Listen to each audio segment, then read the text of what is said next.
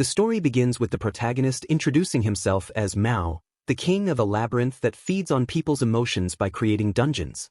When people hear the word dungeon, they usually imagine something cruel and terrifying. They picture a vicious demon or death waiting at the end of fear and despair. He acknowledged that those ideas were not wrong. However, the dungeon he created was different. It was a city. Instead of feeding on despair and fear, it drew strength from hope and smiles. It was a place where demons and humans lived together in harmony, known as Avalon. The story then shifts back in time. He found himself inside a silent room with towering walls rising high above him. The space felt vast and unfamiliar. He looked around, confused, wondering where he was. Before he could understand his surroundings, a deeper question surfaced in his mind. He began to question who he was. At that moment, a lady suddenly appeared before him. She had fox ears and carried herself with calm confidence. She approached him and stated that it seemed he had finally awakened. The man was startled by her sudden presence. He looked at her, unsure and confused, trying to understand what was happening. Without warning, something began to form from her shadow. It slowly took shape, emerging into the room as a massive lion-like monster. The creature's presence was overwhelming. He was caught off guard and stumbled backward, falling to the ground in fear. The beast immediately leaped toward him. In panic, he cried out as it passed close enough to strike a few strands of his hair. The monster landed and growled before charging at him once more. His thoughts raced as he desperately searched for a way to survive. Fear pressed heavily on him as the beast closed in. Then, without fully understanding why, a single word escaped his mouth: create. In that instant, a gun materialized in front of him. He stared at it in shock, unable to comprehend what had just happened. Acting on pure instinct, he grabbed the weapon and fired repeatedly at the beast's face. The shots rang out in quick succession. The lion-like monster disintegrated almost immediately, vanishing into nothing. Silence returned to the room. Still shaken, he stared at the gun in his hand, confused about what it was and how it had appeared. The lady with fox ears calmly clapped her hands. She explained that create was a skill that used magic to materialize objects from his memory. The amount of magic required depended on the weight of the item being created. He soon learned that he could not create anything that was alive or anything already coded in magic. As he looked at the fox-eared lady, he questioned the idea of memory. A faint sense of nostalgia had stirred within him earlier, yet he did not even know who he was. The feeling lingered, unclear and distant. The lady informed him that he had passed. She offered her congratulations for the birth of a new demon king and declared that his name was Demon King Prosel. She then introduced herself as the Demon King of Beasts, Marcosius. She allowed him to call her Marco. Like him, she was one of the Demon Kings. He was surprised by this revelation and wondered whether she knew him from before. Marco made it clear that she did not know him personally. She had only been informed about him by higher authorities. He then questioned what a Demon King truly was. Marco decided that it would be easier to show him rather than explain. She instructed him to follow her. They entered another room where a crystal ball rested at the center. He stared at it closely, and to his surprise, he saw his own reflection within it. He questioned whether the face he saw was truly his. As he reached out, intending to touch the crystal, Marco stopped him and told him to hold it instead. She explained that it would be better not to touch it carelessly. The crystal was the core of her dungeon and the source of her power.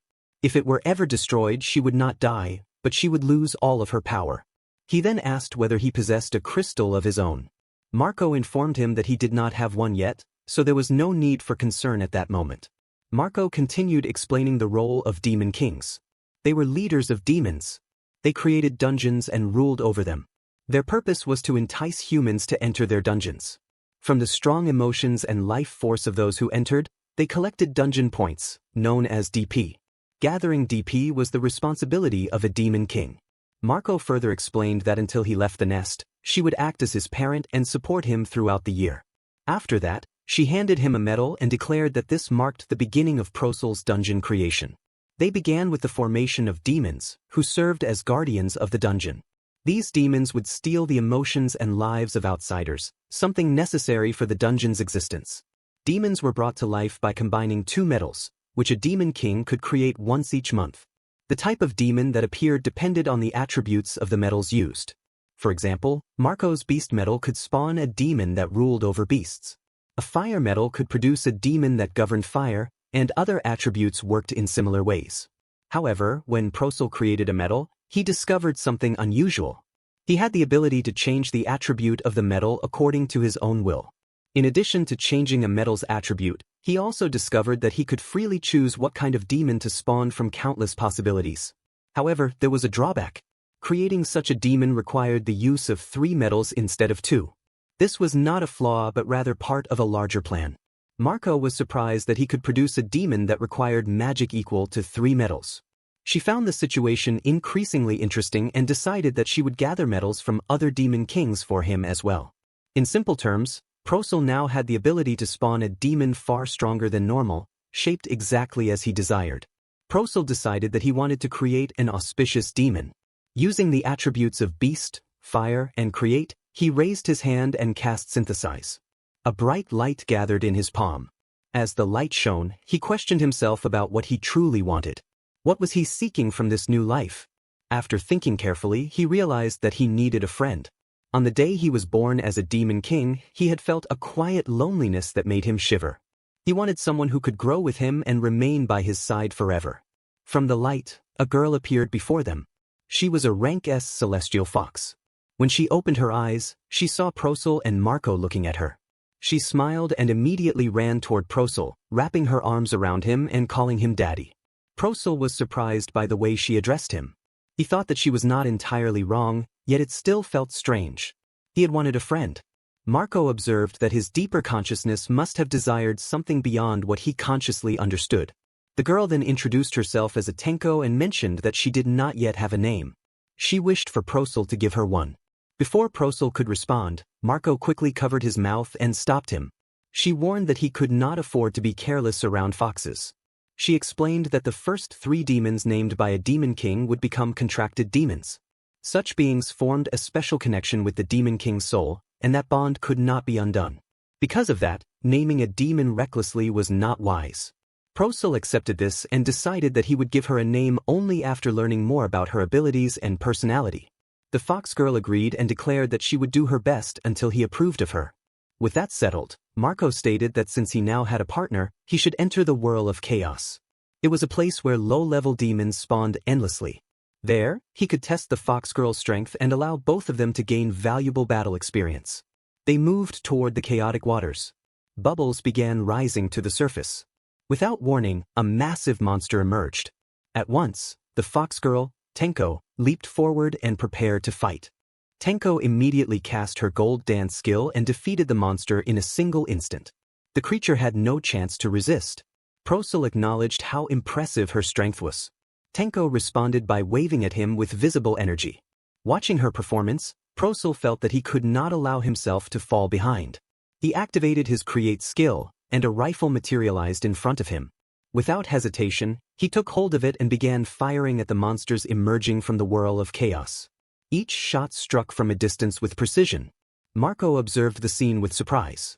She had not expected such effectiveness from a weapon that could attack from so far away.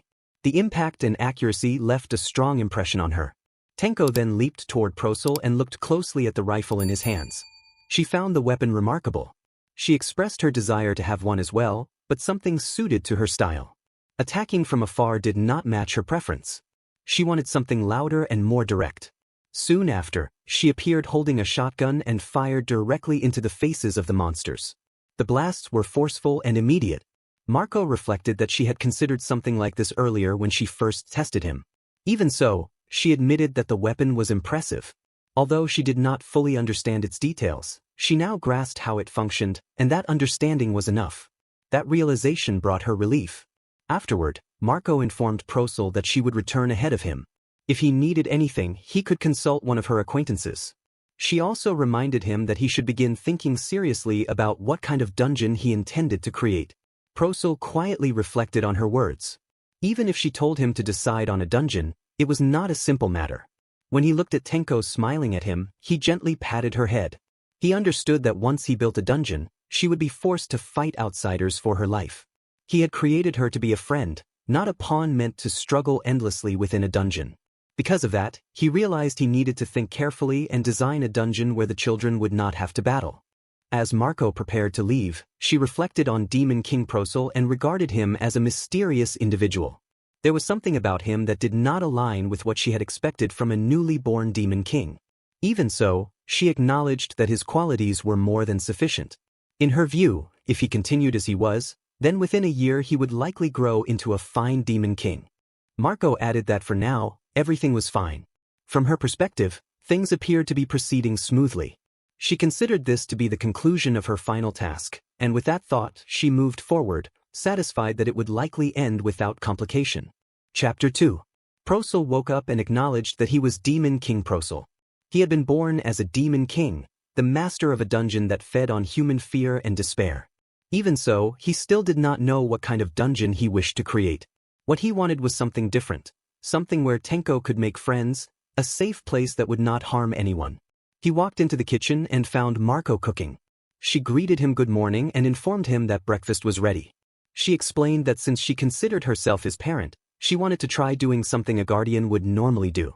Prosel glanced at the pan and noticed that the food was badly burned. He questioned whether this was meant to be a form of punishment, which caused Marco to protest loudly that he was being unfair. The other girl commented that this was exactly why she had advised Marco not to attempt something she was unfamiliar with. As they ate, Marco mentioned that it had already been about a month since he awakened and asked about his progress. Prosel asked whether she was referring to the upcoming meeting that all Demon Kings would attend, the evening party. He wondered if she meant building up power before that event. She confirmed this. Marco explained that the main purpose of the evening party was to present the 10 new Demon Kings, including him. If he were looked down on, he would become a target. If he wished to protect Tenko, he needed to display his strength there. She added that it seemed he already had an idea in mind, especially considering his skeleton army. Prosel looked toward them thoughtfully. The day before, following Marco's suggestion, they had gone to Crimson Cave to gather more battle experience for both Tenko and himself. Inside the cave, Tenko observed that there were many enemies and that the heat was intense. Prosel noted that this was Crimson Cave, a dungeon without a Demon King. He explained that the crystal served as the source of power for Demon Kings and functioned as the dungeon's core. The Demon King could be seen as the caretaker of that crystal. If the crystal were shattered, the dungeon and the demons within it would perish.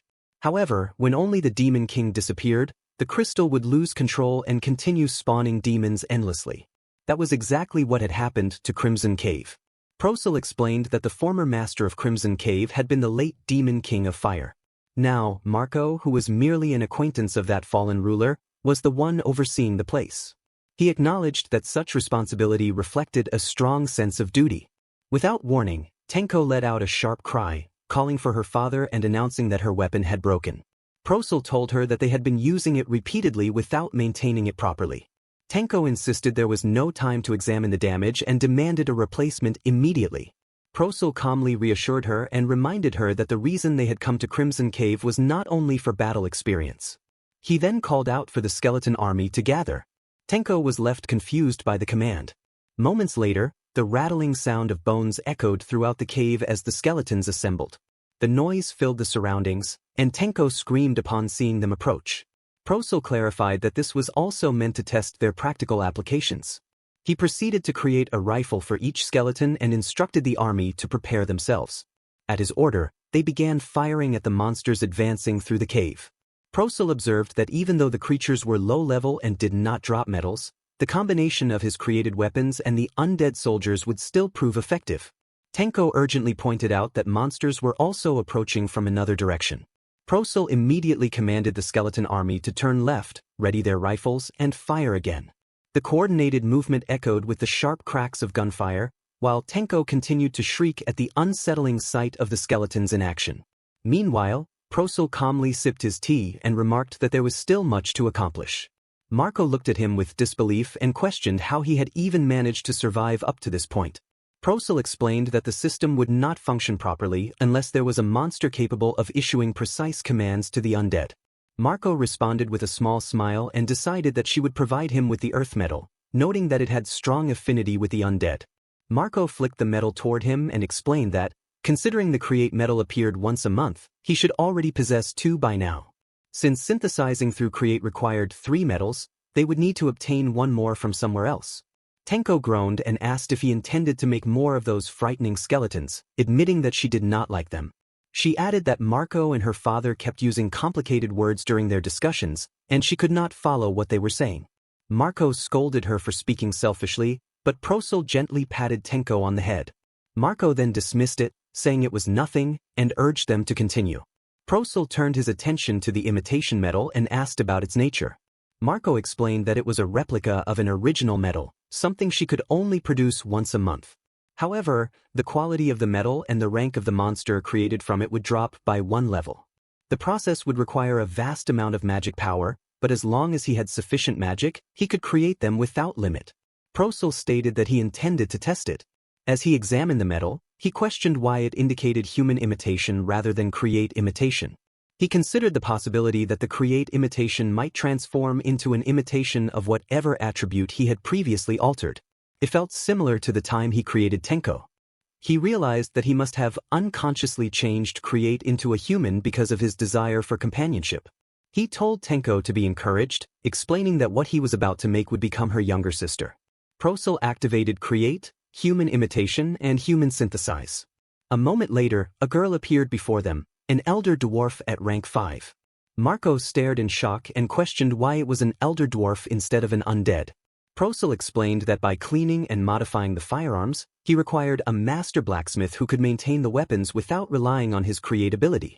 He added that he would address the matter of the undead at a later time. The elder dwarf remained standing quietly after her appearance.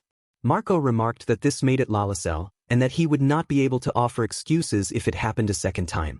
Procel insisted that it was a misunderstanding. He explained that he had intentionally created her as a child so that Tenko could have someone her own age to befriend. Tenko immediately reached out and shook the elder dwarf's hands, happily announcing that she would call her El-chan. She then proudly introduced herself as Tenko, the older sister, and declared that El would need to listen to her. However, El's attention shifted to the weapon Tenko was carrying. She abruptly took hold of it and examined it closely. She observed that it was a weapon that fired metal balls using gunpowder. Its construction appeared simple at first glance, yet it contained a surprisingly deep design. Tenko attempted to protest and reclaim it, but El, asserting control, raised the gun and fired a shot upward. After pushing Tenko aside, El calmly acknowledged her understanding of her position. Her focus sharpened as she began thinking aloud about stronger weapons and producing more of them. The firearm had stimulated her imagination. With clear determination, she directed her confidence toward her master, Procel, signaling that the task should be entrusted to her. Marco observed that Procel had once again created a rather unusual individual. Procel responded that he believed enthusiasm was not a bad trait to have. Chapter 3. Procel explained that the master of blacksmithing was an elder dwarf named El, and that she was far stronger than he had first expected. From the time she was born, El had remained inside her room and rarely stepped outside. Before anyone fully realized it, the mine area had become filled with golems she had created on her own. Procel and Marco made attempts to speak with her from time to time. Whenever Marco suggested that El should join everyone for meals once in a while, El responded by pointing a gun directly at Marco and glaring at her, making it clear that she did not want interference. Procel regarded her as a truly strange girl. At that point, Marco turned her attention to Procel and asked him what day it was. When he wondered whether it was the evening gathering where the demon kings met, she confirmed it and presented him with formal wear prepared for the event. It was intended for the demon king Prel's formal occasion. She had made it carefully so that he would not be looked down on by the other rookies and the older demon kings attending the evening party. The demon girl explained that she had prepared it herself and looked to him for his reaction. Procel observed that the outfit was somewhat excessive and difficult to move in, though it was not entirely uncomfortable. He then complimented Marco, noting that she looked very beautiful. Marco reacted with satisfaction at his kind words. Tenko then questioned where her own dresses were. Marco responded that there was no need for a demon to have one, before turning her attention back to Procel and asking about El's current condition. Procel replied that El was the same as always and that he did not think she intended to attend. Tenko expressed that they were not doing well in understanding El-chan. Marco agreed, mentioning that Tenko had been visiting El's place recently, and she asked if Tenko had learned anything. Before the matter could continue, a sudden blast interrupted them. The wall was destroyed as a golem burst through, carrying a crate in its arms. Procel was surprised to see El herself appear. She offered an apology for the delay and reported that the requested weapon modifications had been completed. Production had been increased, and all maintenance work had been finished as well. As Procel opened the crate, he found several guns neatly arranged inside.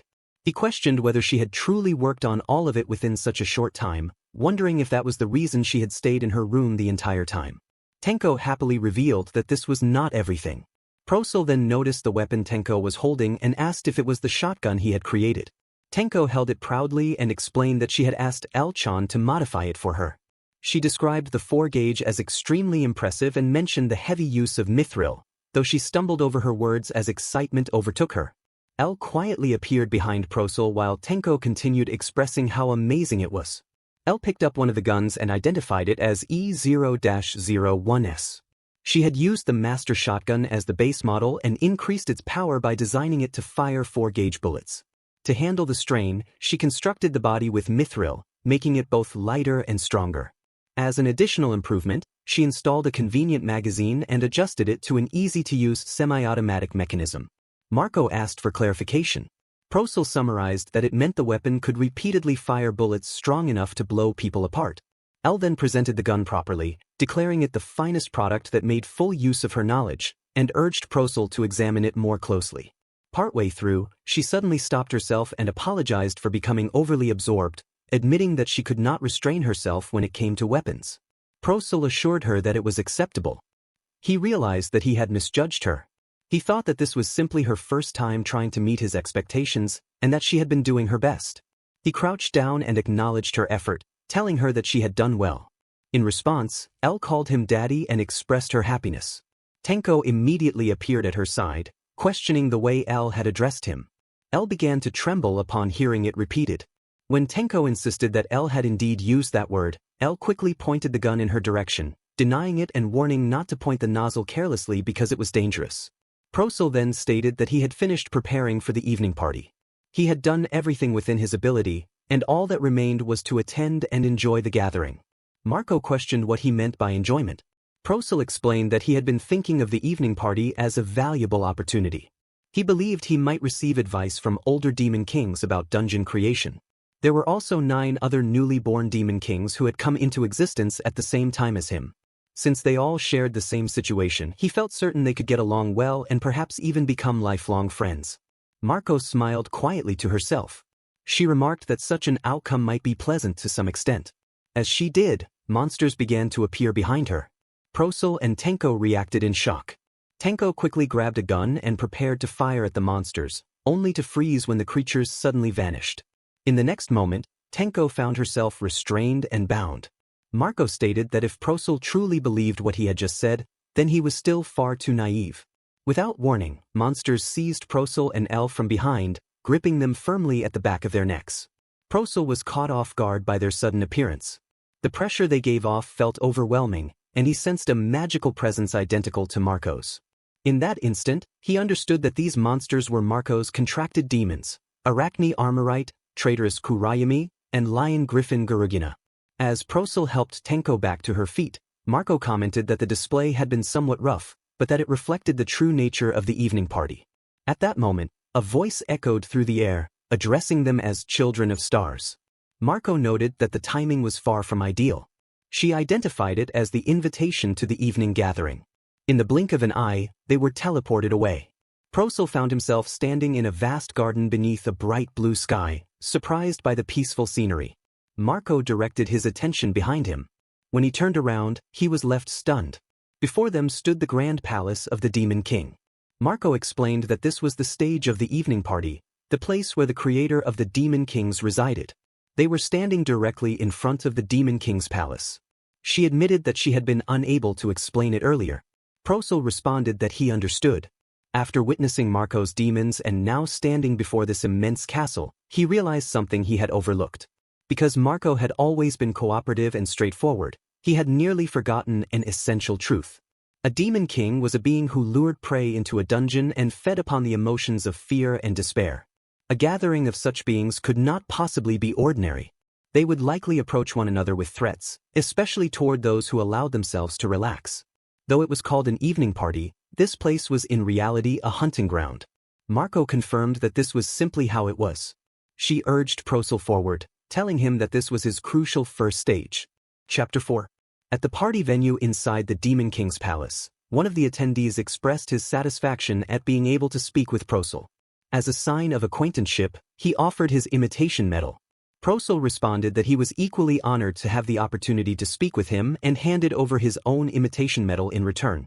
After the exchange, Marco remarked that Procel was doing fairly well. Procel quietly surveyed the surroundings. Even though many of the Demon Kings appeared refined and composed on the surface, he could sense that their murderous intent was real. He found himself wondering how the situation might have unfolded if Marco had not warned him in advance and put him on guard. Marco, meanwhile, seemed to be enjoying herself. For her, this gathering was nothing more than a reunion of old acquaintances. Aside from El and Tenko, Procel had also brought the skeletons to accompany him, just as Marco had advised. He questioned whether they were drawing too much attention. Marco assured him that it was fine. She compared it to fine dining, explaining that the inexperienced could not distinguish between high-level and low-level monsters. Those who glanced at the skeletons and laughed were merely inexperienced and inferior. However, he was cautioned to be wary of anyone who could see through El and Tenko's true identities. Marco went on to explain that Procel's create skill was an especially attractive ability. There would inevitably be demon kings who would attempt to destroy his crystal in order to steal his power. This gathering was the right time to determine who among them could be considered allies and who could not. Any demon king who destroyed his crystal would gain the ability to produce his metals. Procel let out a quiet sigh, and Marco advised him not to make such a troubled expression. She assured him that she would continue to support him until he could stand on his own. Tenko then voiced her doubts about whether Marco herself could be trusted.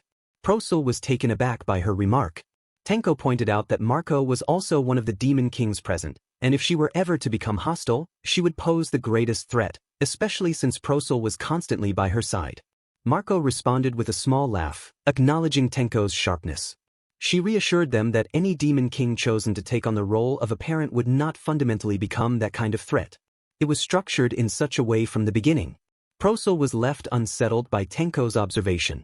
Nearby, a girl with long ears moved quietly through the party venue.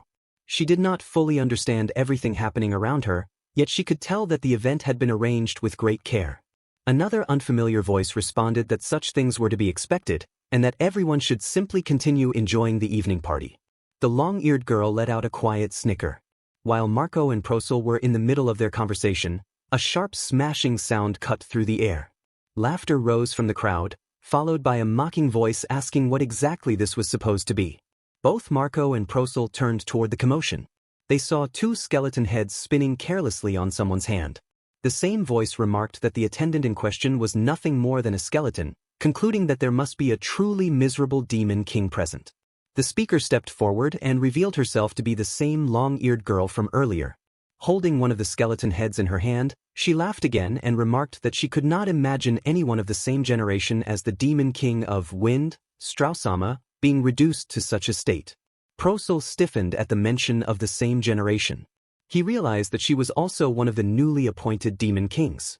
Before he could fully process the thought, the long-eared demon casually tossed the skeleton head aside and continued her remark about the rest of the demons. Elle stared at her blankly and commented that something felt strange. She could not see through the girl's identity. From within the crowd, someone speculated that they must belong to a demon whose attendants were skeletons, and that they were likely nothing more than a C-rank Yako and a dwarf. The same voice dismissed them as pathetic and useless children. At that, Procel's expression hardened, and he glared openly at the long-eared demon. He raised his voice in protest. In response, she lifted her demon medal. She stated that it was a wind imitation medal and declared that she would bestow it upon Procel since they belonged to the same generation. She urged him to create one as strong and proud as her own contracted demons. As she finished, 3 demon types abruptly manifested out of nowhere. Marco observed Strauss from behind. Within her thoughts, she acknowledged the density of that magical power and recognized that this one was genuine.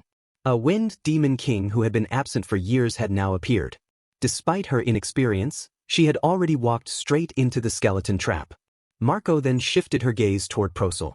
In her mind, she wondered what he intended to do. Procel steadied himself internally, reminding himself to remain calm. He could not forgive the insult directed at El and Tenko, nor the mockery of his companions.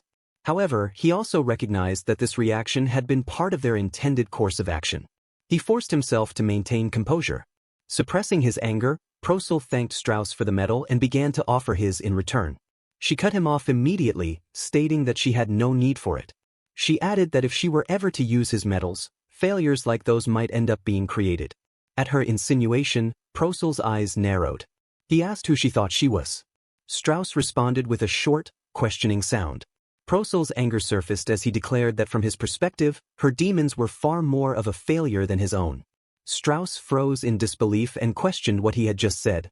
Procel raised his voice, daring her to repeat her earlier remark and warning that insulting his children would not be forgiven. Strauss countered that she had only spoken the truth. Procel replied that he understood now, concluding that she herself was a failure. He fixed her with a sharp glare. Her expression hardened. She seized his shirt in anger, unable to hold back her reaction. The two demon kings stood locked in a tense stare, hostility evident between them. Then a voice rang out across the hall, announcing the children of the stars. The proclamation declared that new children had been born and that their brilliance should be celebrated. The surrounding demons erupted into cheers. The announcer continued, explaining that for this banquet, they would be treated to entertainment. Procel stiffened.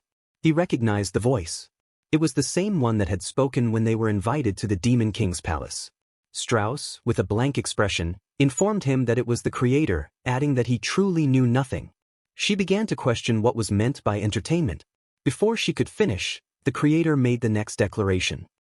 A set of newly appointed demon kings would now compete in battle, destroying one another's cores. Marco reacted in shock, unable to conceal her surprise at the announcement. The creator proceeded to name the first round. It would begin with the two who had been unable to restrain themselves. Demon King of Wind, Strauss, versus Demon King of Create, Procel. Strauss regarded the situation as ideal, believing it was the perfect opportunity to demonstrate who the true failure was. The creator instructed them to destroy and dominate as they pleased. In the next moment, Marco, Procel, Tenko, and El were transported into a white waiting room-like space. Marco reacted with visible frustration. Under normal circumstances, newly appointed demon kings were not permitted to construct dungeons before becoming independent. There was also an established rule of non-interference regarding other demon kings' dungeons. Yet now, they were being forced into war for the sake of entertainment.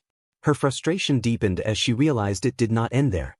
After the evening party, every demon king would be required to participate in at least one battle. All of it, she concluded, stemmed from simple boredom. Turning her gaze aside, she acknowledged how unreasonable it all was. Procel told her that it was too late to protest. The game utilized pseudo-crystals, not real ones. Moreover, the Demon King of Time would restore anything lost during the match. He resolved to treat this as a simulation, preparation for the inevitable real war that would one day come. He then mentioned that Marco had already seen through the situation earlier, which was why she had told him to prepare himself during the evening party. Marco moved behind him and embraced him lightly. She explained that she had heard rumors from previous demon kings. After that, she asked whether he had come up with a good idea for a dungeon. Procel responded awkwardly in the negative, though in his thoughts he admitted the opposite. His mind was a complete blank. His original intention had never been to fight. He had considered creating something unconventional, something that would not normally be called a dungeon. However, that approach would not work now. Strauss would undoubtedly attack with full force. In his thoughts, he resolved that he did not want El or Tenko to be injured. He also refused to lose to someone who had insulted them. What he needed now was a combat-oriented dungeon. A determined expression settled over his face as he accepted that he had to move forward with this plan. He reviewed the dungeon parameters. Within this game, only one level consisting of 3 floors was permitted. He began analyzing the structure of the dungeon. The more complicated a dungeon was, the more durable it would become. However, anything overly elaborate or glamorous would consume a significant amount of magical power. In his current state, he was capable of creating most things, yet constructing something excessively complex and fortified would only waste precious time. He questioned himself about which combination best suited his current combat strength. El and Tenko possessed remarkable abilities. There was no doubt about that. However, the rest of his forces were unreliable. The skeleton army followed orders without independent thought, and El's golems, while sturdy, had clear limitations. There were also the firearms El had mass-produced. In addition, he now possessed a newly granted Create medal prepared specifically for this game by the creator, along with the Death and Wind imitation medals he had received during the evening party. The issue was that none of them worked together smoothly. The golems could serve as defensive units, but they were slow. He considered placing them in a narrow hallway to prevent Strauss from escaping. Yet he quickly dismissed the idea. That approach would only stall the situation rather than secure a decisive outcome. Procel stared at his system window, murmuring to himself as he reviewed the available options. Then a realization struck him. Marco stepped closer, noticing the shift in his focus. She moved beside him and glanced at the system window. What she saw caused her expression to change with surprise. She urged him to treat the situation with greater seriousness. Procel turned toward them and declared that this was the plan. El and Tenko looked at him without expression, waiting for an explanation. With visible energy, he announced that this would be his dungeon. Chapter 5. The Demon King of Creation, Procel, and the Demon King of Wind, Stolas, had agreed to take part in a pseudo-war as entertainment for the evening gathering. As the moment approached, Procel recalled the creator's earlier announcement about the Children of the Stars. The battle was about to begin. The rules were straightforward. Each Demon King would construct a one-level dungeon with 3 floors within the vast white space. Victory would belong to the one who either shattered the crystal hidden deep within the opposing dungeon or defeated the opposing Demon King. The one left standing would be crowned the winner. The demons sent to invade the enemy dungeon would press the attack, while those assigned to defend their own would become the key to securing victory. Tenko stood outside the dungeon created by Strauss and observed its appearance. It was flashy, clearly reflecting Strauss's personality. She then turned her thoughts to her father's dungeon. Even from the outside, it did not appear special. Its interior was likely the same. The design was plain and simple, but that simplicity could be its strength. However, what concerned her more was the overwhelming number of demons in Stola's army. There were at least 100 of them. She had heard from Marco that the wind attribute possessed a copy ability, allowing the creation of clones. That would explain the numbers gathered before them. Tenko remarked that it looked like a great deal of effort and wondered what Procel intended to do. Procel's response was simple. They would watch. Strauss glanced toward Procel's side and judged his dungeon to be trashy, no different from the Demon King himself. At that point, the creator declared that both sides appeared ready. The command to begin the war rang out, signaling the new generation of the Children of the Stars to fight. Strauss immediately began chanting teleportation magic. In the next moment, she arrived inside a chamber that contained a crystal core and a throne. She reminded herself of the conditions of defeat. If the crystal were destroyed, or if the Demon King personally were defeated, the battle would be lost. Naturally, protecting the crystal in the deepest part of the dungeon would be the expected strategy.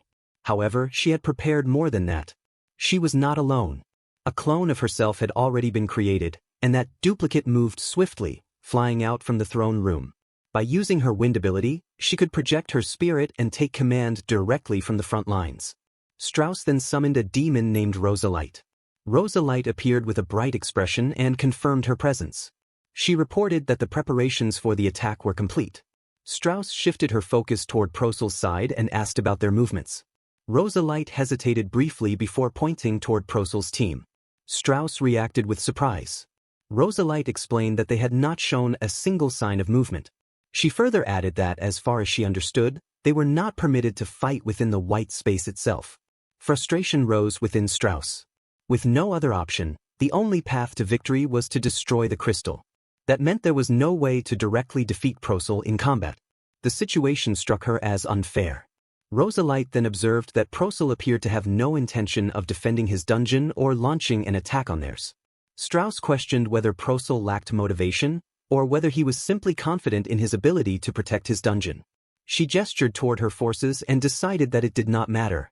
She ordered all of the copies along with half of the main troops to advance.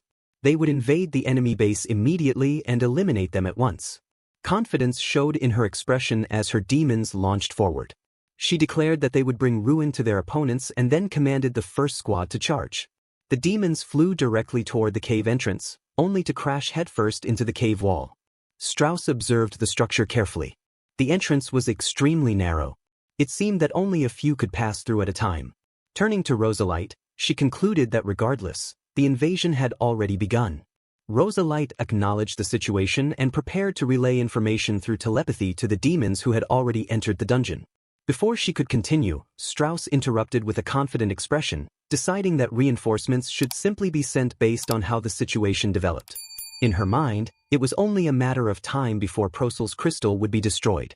Her gaze shifted toward Procel and his team, who remained completely still. He truly was not making a single move. Rosa Light observed that it did not even seem like a proper contest. Strauss then inquired whether there had been any contact from inside the dungeon. Rosa Light reacted with confusion. There had been no response at all from their side. Both of them stared ahead, bewildered by the silence.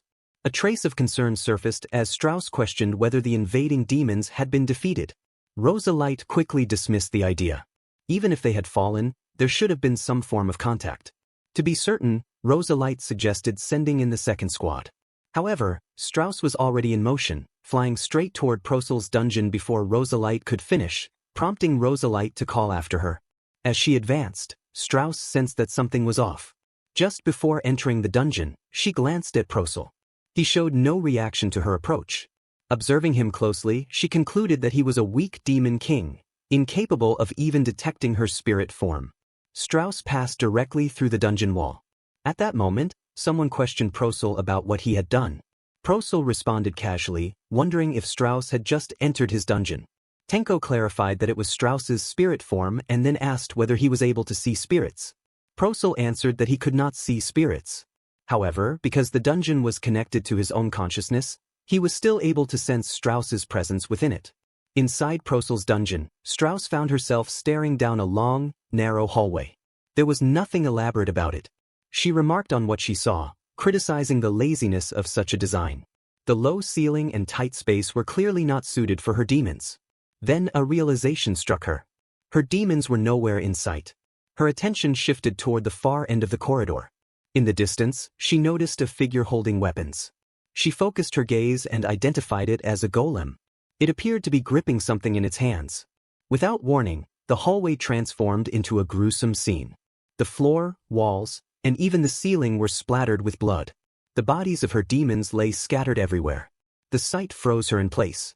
She struggled to process what stood before her. The sudden carnage left her unable to understand what had just occurred. Then she sensed movement from behind. Turning her head, she saw the second squad arriving to report their presence. The sudden appearance caused her to flinch. In the next instant, the hallway returned to its original state. The blood and corpses vanished completely, leaving no trace behind. Silence filled the corridor once again. She stared into the darkness at the far end and saw two golems begin to move. One of them raised its weapon and aimed directly at them. A burst of gunfire followed. Bullets tore through the air and struck the demon standing behind her. Strauss turned to look at them, but no words came. Confusion repeated in her mind as she tried to grasp what was happening. Anger rose within her, yet she found herself unable to act. Outside the dungeon, Procel felt a powerful aura surge outward. He clutched his chest as he sensed it flowing through him. It was Strauss's fear and despair. Tenko looked at him with confusion. He dismissed it calmly, claiming it was nothing. Then Procel lifted his gun near his face. A faint, sharp smile formed as he informed his group that it was time for them to move. It was now their turn. Chapter 6. Some time before, a dead demon lay motionless on the ground. Strauss stared at it, confusion and fear filling her eyes as she struggled to understand what she was seeing. Her thoughts were shaken and unfocused, but the sound of a clap reached her ears and pulled her back. The one who acknowledged her was Asteros, who had judged that she had passed. Under the demon king of dragon, Asteros, Strauss was born as the demon king of wind, known as Strauss or Stolas. At that time, she did not even know her left from her right. She had gone through many moments where she felt like running away from everything. Yet the demons bound to her contract remained beside her, supporting her through those difficult times. They believed in her, seeing her as someone they could be proud of, someone who would never lose to anyone. Because of them, Strauss made a firm decision. She chose to become a great demon king for their sake. As Procel continued to grow stronger, Strauss could only stare in disbelief. Before her eyes, the bodies of her demons piled up across the blood-covered floor. Her commandment had been completely wrong. She had believed that such a high-power attack could not be maintained for long. She had convinced herself that victory was possible if she overwhelmed the enemy with numbers. Acting on that belief, she sent nearly her entire army forward. Now, they had been completely annihilated. She thought that if things had been like this before the war even began, the outcome would have been different. Her mind returned to her earlier conversation with Strauss. She had believed that her odds were better than that creation bastard. She could not accept being looked down on by someone who relied on low-level monsters like skeletons. Strauss had evaluated Strauss' dungeon calmly. It was a gorge shaped into a maze, filled with pitfall traps and connected to a lava zone. It was a map that made effective use of her mobility and her ability to fly. It was not a bad design. However, Strauss' thoughts were not focused on that evaluation in this moment. Strauss looked at Strauss and told her to give it her best. Whether the outcome became victory or defeat, it would still become a great experience for her. Strauss resisted those words, unable to accept the way it sounded as if her loss had already been assumed. A heavy sigh escaped from her as regret filled her thoughts. She wished she had taken Strauss' words more seriously back then. Now it was too late. Everything had already gone too far. Everything was too late. A desperate scream reached her ears as Rosalit called out to her. Strauss found herself being held in the arms of that demon. She recognized Rosalit as one of her contracted demons. Confusion filled her mind as she realized something was wrong. She had left her demons waiting inside her dungeon, yet now she was here. Her eyes moved across the surroundings, and she realized that this place was outside that creation bastard's dungeon. Rosalit had heard Strauss scream and gathered everyone before coming here. Masamune, another of her contracted demons, informed her that the demon king of creation had already begun his advance.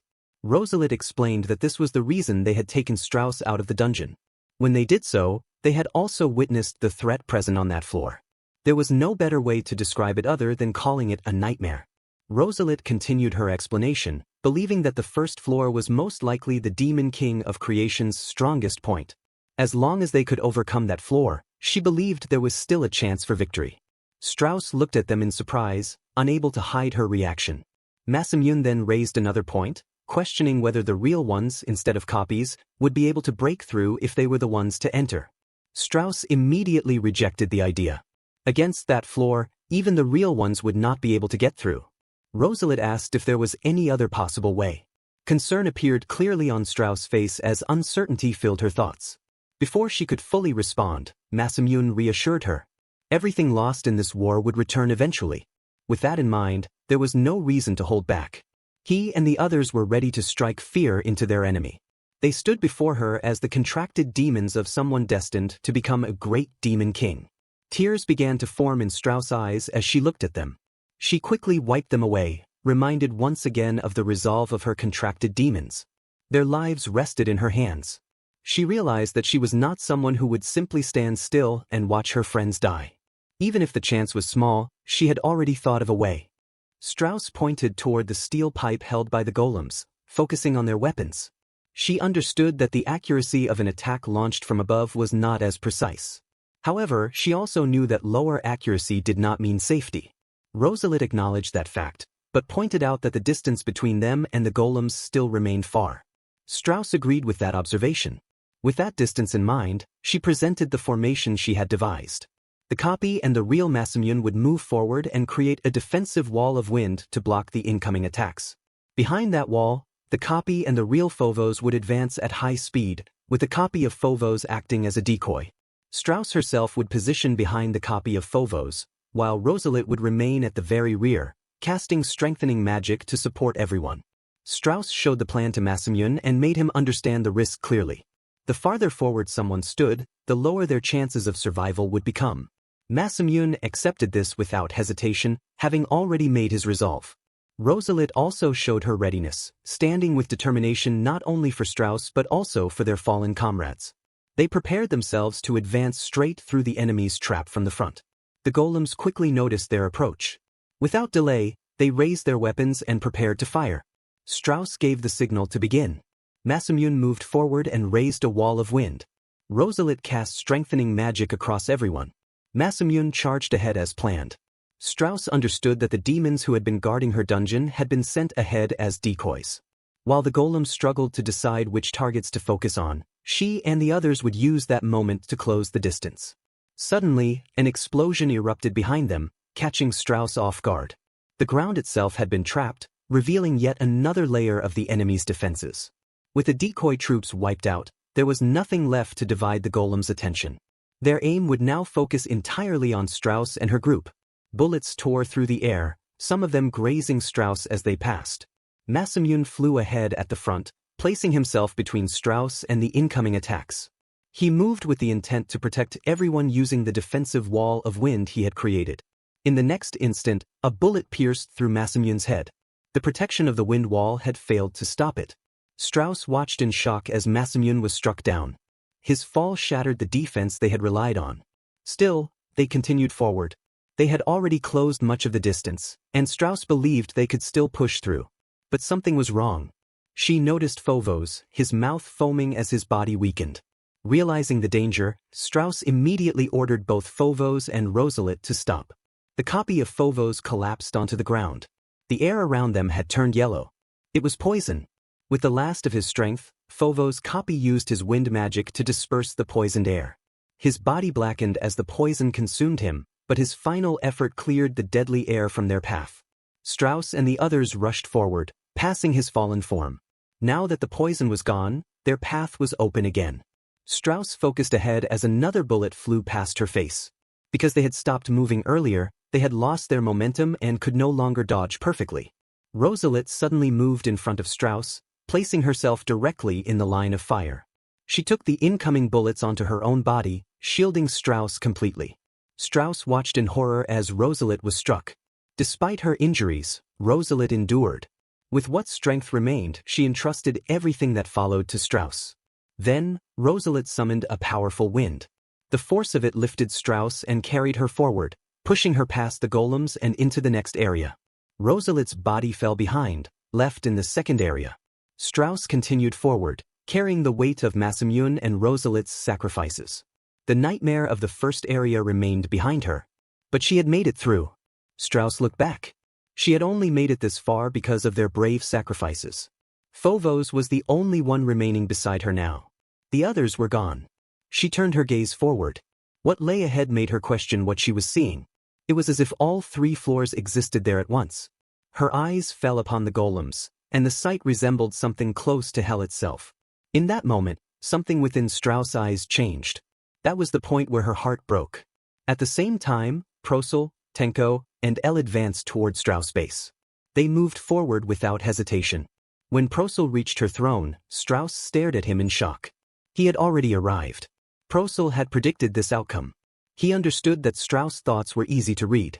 He knew she would send the demons protecting her dungeon to attack his forces. Because of that decision, his path forward had been left open, allowing him to advance without resistance. Tenko remained with him as they stood before Strauss. Prosel could feel everything that Strauss carried within her. Her love for her comrades and the grief of losing them had all reached him. He understood that once everything was over, all that had been lost would return. The battle had already reached its conclusion. He moved forward with the intent to destroy the crystal and end it. Strauss refused to accept that outcome. Her face darkened as the weight of her losses filled her. Her friends had been slaughtered. She would not allow herself to lose so easily. She brought forth the dragon metal. Its power surged through her, boosting all of her abilities while forcing her into an uncontrollable berserk state. She combined that power with her ultimate ace, determined to win against him and make up for the deaths of everyone she had lost. Strauss synthesized her power, taking on the form of the berserk emerald dragon. This was the genuine final battle against the demon king of creation. Chapter 7. The other demon kings spoke among themselves as they watched the clash between Strauss and Prosel with rising excitement. They reacted in amazement at the demon king of wind's trump card. They also noted that Prosel, despite being young, had summoned demons that were quite capable, yet now even they could no longer tell who would emerge victorious. Marco, growing uneasy as she observed the situation, called out to Prosel. The emerald dragon released a deafening roar toward Prosel's army. It was a jade-colored dragon born from the fusion of the wind metal and the dragon metal, one of the most powerful metals in existence. By surrendering its intellect to berserk fury, it gained overwhelming strength, enough to surpass even S-rank demons. Tenko showed clear concern as she looked toward Prosel. Prosel remained firm, already having informed them of the plan, and gave the signal to begin combat. Tenko immediately surged forward. El and Prosel advanced alongside her, firing their guns, but the bullets only flattened harmlessly against the emerald dragon's scales. El recognized that their attacks were ineffective. Prosul acknowledged the same reality, noting the dragon's incredibly tough scales. Even so, victory in war could be achieved through two conditions: either defeat the opposing demon king or destroy the crystal that served as their source of power. There was no need to confront the dragon head-on if another path existed. Tenko quickly reached the rear of the dragon, where Strauss's throne had been, but found it empty. She realized Strauss was gone. Prosul immediately understood the danger. Strauss had created an uncontrollable demon and would never remain in one place. Worse, the crystal had been swallowed by the dragon during its creation, leaving no alternative path to victory except defeating the dragon itself. Without warning, the emerald dragon swung its massive tail toward Prosul and El. Both were caught off guard by the sudden strike and were violently slammed into the wall. Tenko cried out as she saw Prosul and El struck down. She shot high above the emerald dragon, driven forward despite the danger. The dragon reacted immediately, opening its massive jaws toward her. Tenko fired directly into its mouth, but the attack failed to achieve any result. The dragon unleashed a powerful breath in response, blasting Tenko through the air and sending her crashing beside the injured Prosul and El. Tenko struggled to understand what was happening. Their attacks were not penetrating, and the dragon's scales were far too strong. El observed the same, but identified the true cause. The dragon was wrapped in an armor of wind, which greatly weakened the bullets before they could reach its body. El realized there was only one remaining option.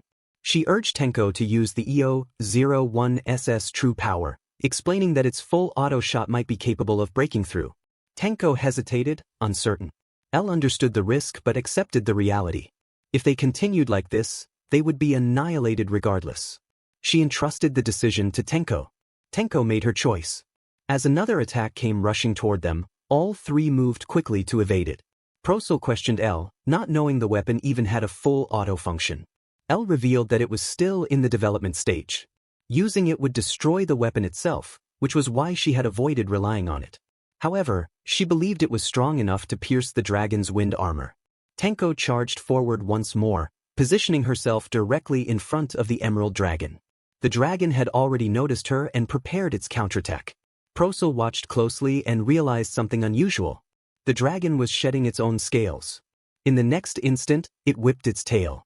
A violent storm erupted, carrying its hardened scales like deadly blades. The scales tore through Tenko as the wind roared around her. Prosul reacted in shock as he saw Tenko struck. El understood the mechanism immediately. The dragon had created a storm that weaponized its own scales, forming a deadly barrier that prevented anyone from getting close. Prosul struggled to find an answer, unsure of what they could possibly do against such overwhelming defense.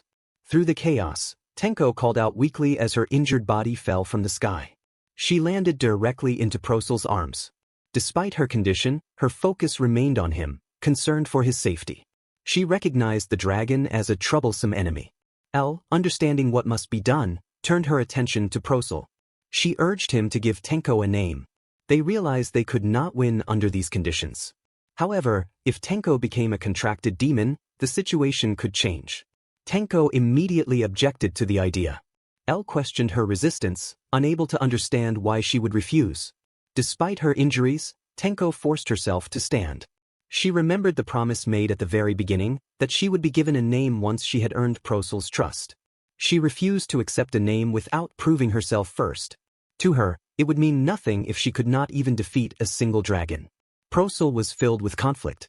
He was about to call out to her, but his voice stopped as his eyes fell upon her wounded back. His thoughts returned to Marco's warning that choosing a contracted demon required careful judgment. While demons were generally obedient to their demon king, they still possessed intelligence and will. Marco had witnessed many cases where demon kings were betrayed by their own contracted demons, their positions reversed through deception. Tenko's kind were known to be intelligent demons. Prosul understood that he needed to determine whether he could truly trust her. In that moment, his hesitation disappeared. He resolved himself, knowing he could no longer hold back. He called out the name Kuina. Tenko turned back in surprise, unable to process what she had just heard. Prosul called the name again, declaring it as her true name. Kuina had become Prosul's first contracted demon. Kuina looked at him, overwhelmed by what had just happened. Prosul entrusted everything to her, believing in the bond they had formed. He placed his trust in her strength and in the friendship they had built from the beginning. Kuina responded with determination. At that instant, a brilliant white light engulfed her entire body. When the light faded, Kuina emerged transformed. Her presence had changed completely. The battle had now reached its true turning point. Chapter 8. Prosel saw Kuina after her transformation and immediately commanded the contracted demon Kuina forward. She responded with confidence, moving ahead without hesitation. The dragon launched another attack using its wind scales, but Kuina blocked the strike effortlessly. As a contracted demon, she stood as the Demon King's ace. Demon Kings possessed the ability to grant names to demons, and in return, those demons received immense power. Kuina's transformation ability had been strengthened through the Demon King's power, allowing her to surpass the Emerald Dragon and grow into her adult form. Kuina briefly turned her eyes toward El, expressing both apology and gratitude. She then ascended high into the air and aimed her gun downward, firing continuously. The Emerald Dragon let out a loud cry. Around the battlefield, the other Demon Kings watched in astonishment, and Marco smiled as she realized the war was reaching its end.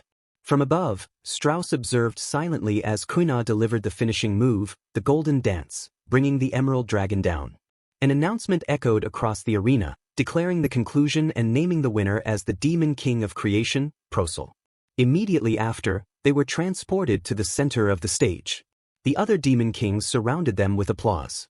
Prosel soon noticed Marco approaching. She rushed forward and embraced him, expressing her excitement and praising his performance. Prosel reacted with surprise and embarrassment at her actions in front of everyone. Kuina quickly intervened and pushed Marco away, judging the behavior as shameless. Marco responded playfully, disappointed by the reaction. Prosel then made it clear that their victory was not achieved by his power alone. He pulled Kuina and El close, acknowledging that everything had been possible because of his friends. Marco watched them with a gentle smile. Prosel continued by recognizing Marco as well, acknowledging that she had supported him the entire time. Marco laughed, commenting on how heated she had become and how she was beginning to sweat. She decided to step away to enjoy the cool night breeze, encouraging the two battle companions to get along. Prosel questioned the meaning of battle companions, and his attention shifted to Strauss. He realized that her contracted demons had been restored, confirming that the Demon King of Time had returned them. Strauss stood nearby while Rosalit called to her, urging her forward. Strauss acknowledged this and then looked toward Prosel. She hesitated before expressing regret, admitting honestly that she had previously underestimated him. Prosel accepted her words calmly. He explained that after seeing the first floor of her dungeon with his own eyes, he never expected to overcome it so easily. Her dragon had brought him genuine fear, and he believed she had every reason to be proud of what she and her demons had achieved. He reflected on the despair he had felt during their battle and recognized the way she treated her demons as companions rather than tools. Prosel smiled and admitted that he was glad she had been his first opponent. He extended his hand toward her, offering friendship from that moment onward. Strauss looked at him, surprised, and realized that he was far kinder than she had expected. Prosel stared at Strauss in silence, taking in her reaction. Strauss accepted the situation, realizing there was nothing more to argue against. She expressed her own regret for having mocked him earlier.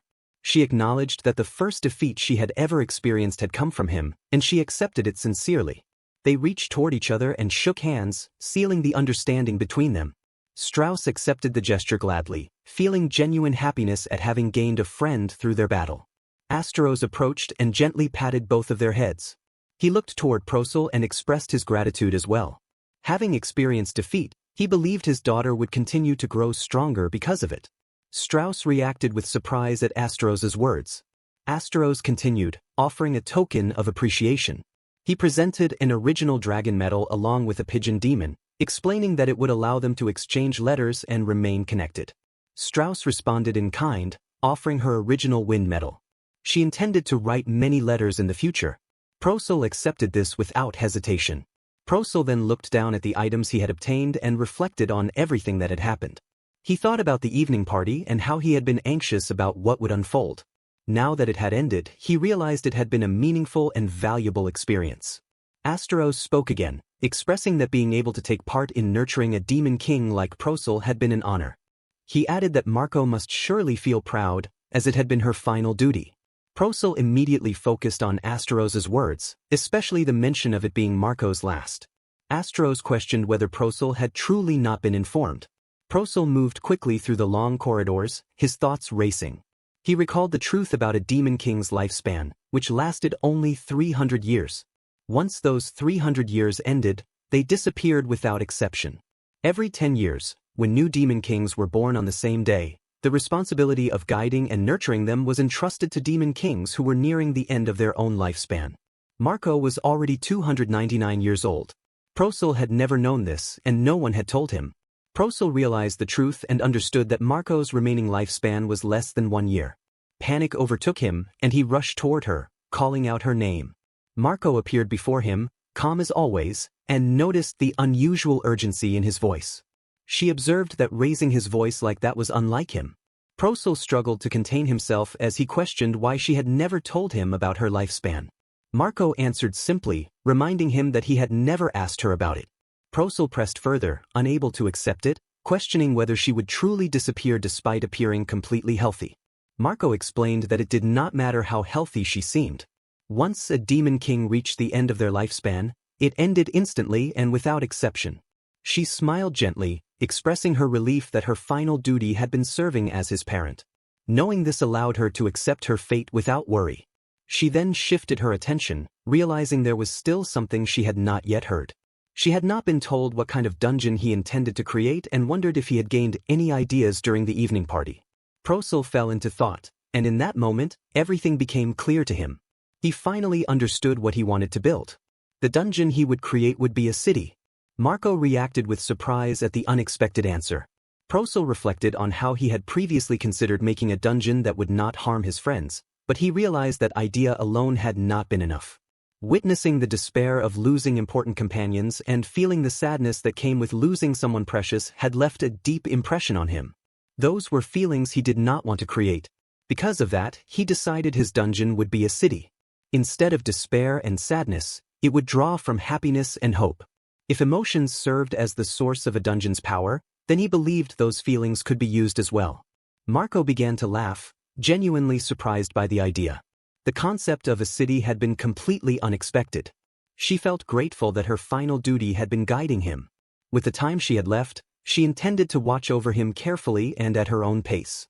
In that moment, Procel stood as the Demon King of town planning. Chapter 9. The Demon King of Creation wished to avoid hurting his friends, and instead of bringing despair, he desired happiness for them. Because of that wish, he chose to create a city rather than a dungeon. However, Procel scratched his head, unable to hide his uncertainty. He struggled to understand what to do next. Marco broke into his thoughts and asked about the progress of the city's creation. Procel let out a tired sigh and questioned whether it even looked like things were going well. He had been borrowing Marco's library and carefully researching, hoping to find guidance. There were many useful pointers explaining how to create a dungeon, but there was nothing that explained how to create a city. He did not even know where such a city should be built. The library itself had been formed by gathering books written by various demon kings. Procel knew he had not yet examined everything inside, but he also believed it would help greatly if Marco and the others assisted him.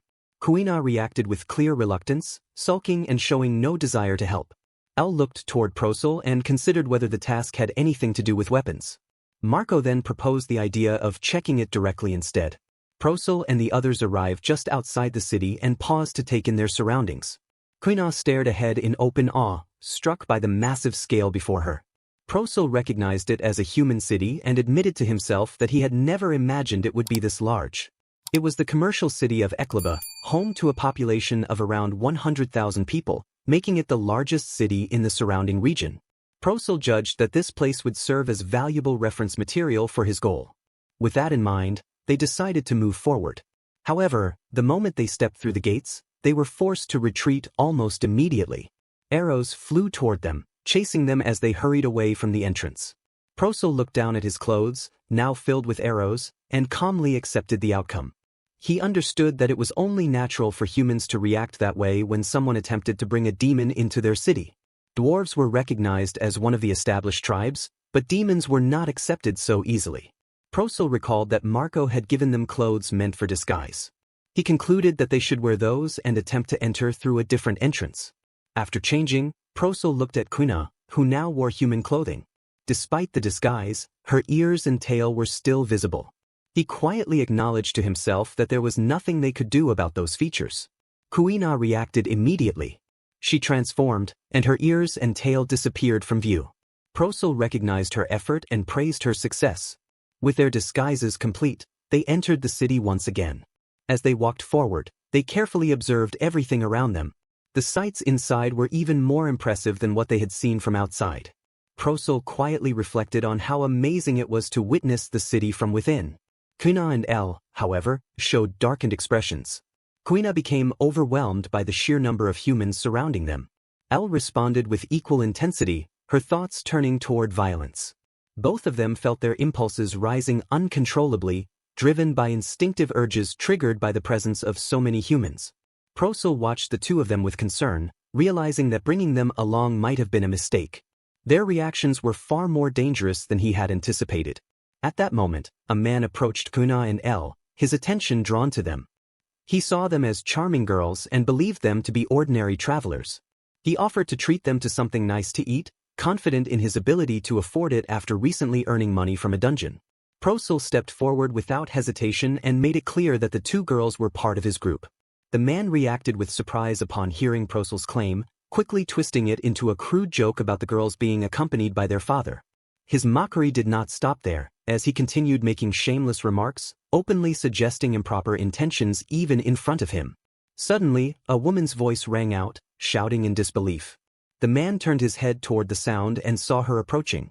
His expression immediately shifted to one of dismissal, and he mocked her appearance without hesitation. At that moment, his friends also noticed her and rushed toward her excitedly, drawn entirely by her figure.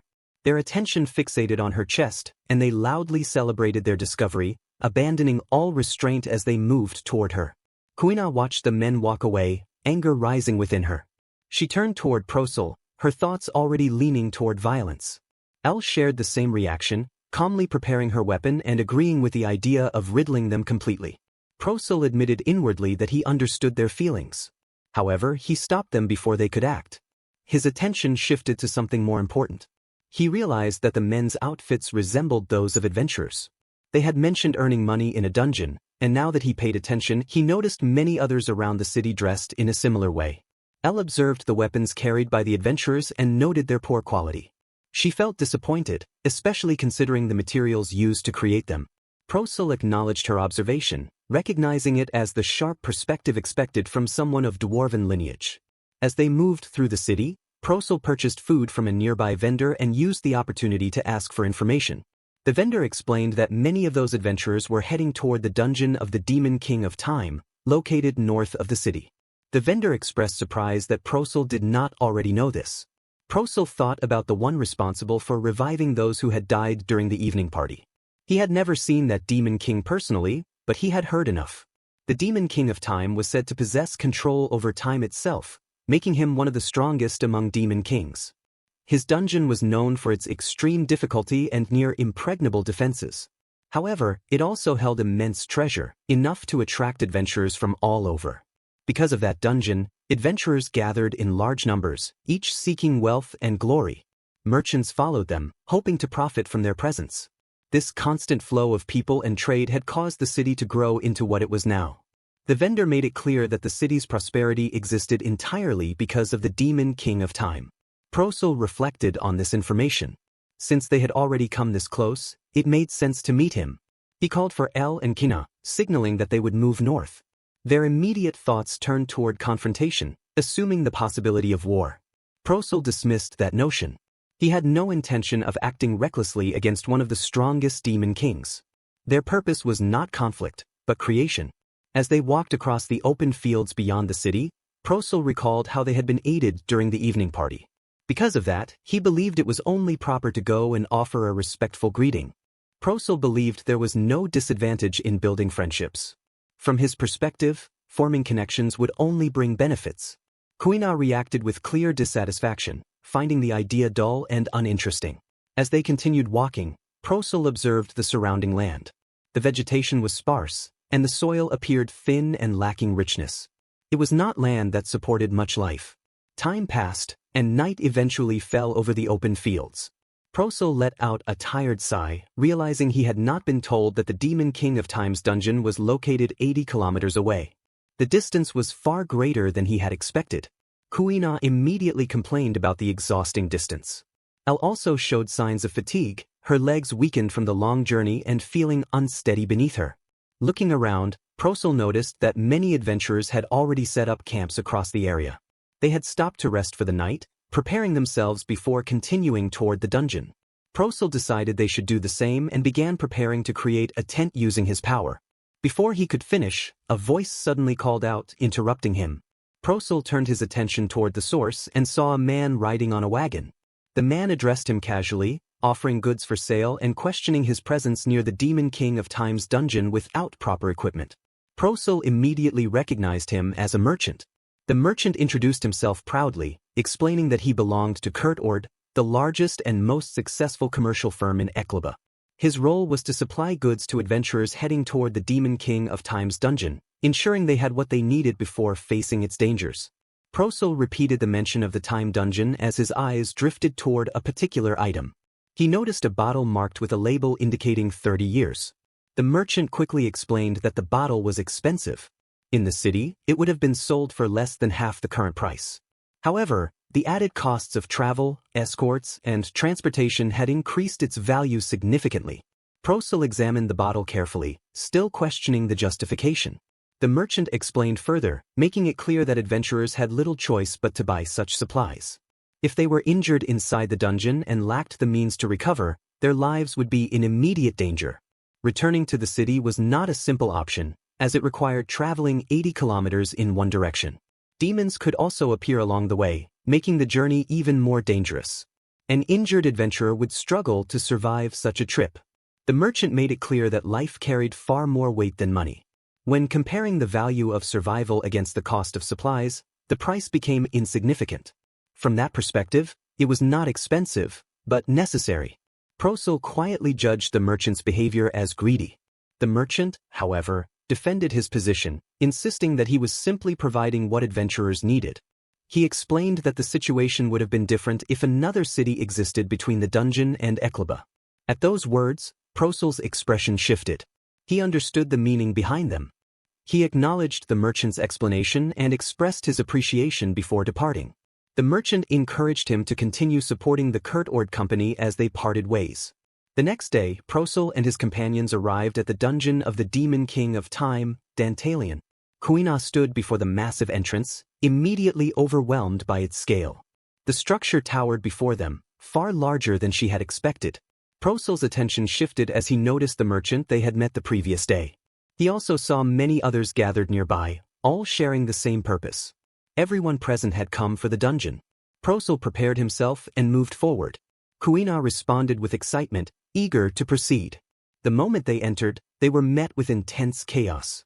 Adventurers and demons were engaged in battle everywhere, filling the dungeon with constant movement and conflict. As they walked through the turmoil, Kuina observed the overwhelming number of people. Elle reacted differently, covering her ears as the noise pressed heavily against her senses. The sound of clashing weapons, movement, and battle echoed endlessly. Prosel compared the density to the city they had visited, realizing that moving through this environment was even more difficult. Kuina then reflected on their original purpose. She remembered that Prosel intended to greet the Demon King of Time, and questioned whether he planned to clear the dungeon normally in order to reach him. Prosel paused, placing a hand against his face as he realized he had not considered that problem at all. Elven recalled that the dungeon was known to contain over 100 floors. Reaching the bottom through ordinary means would be extremely difficult. At that moment, everything suddenly stopped.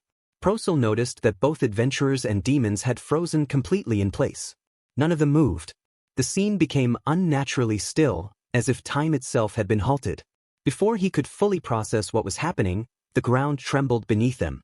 In an instant, their surroundings changed, and they found themselves transported elsewhere. Prosel looked around, confused by the sudden shift. He did not know when or how they had been moved. Then, the presence of another made itself known. The Demon King of Time revealed that Marco had informed him that Prosel would likely come seeking him. Because of that, he had invited Prosel directly while time remained stopped. Prosel realized who stood before him. The one before him was the Demon King of Time, Dantalion. Chapter 10.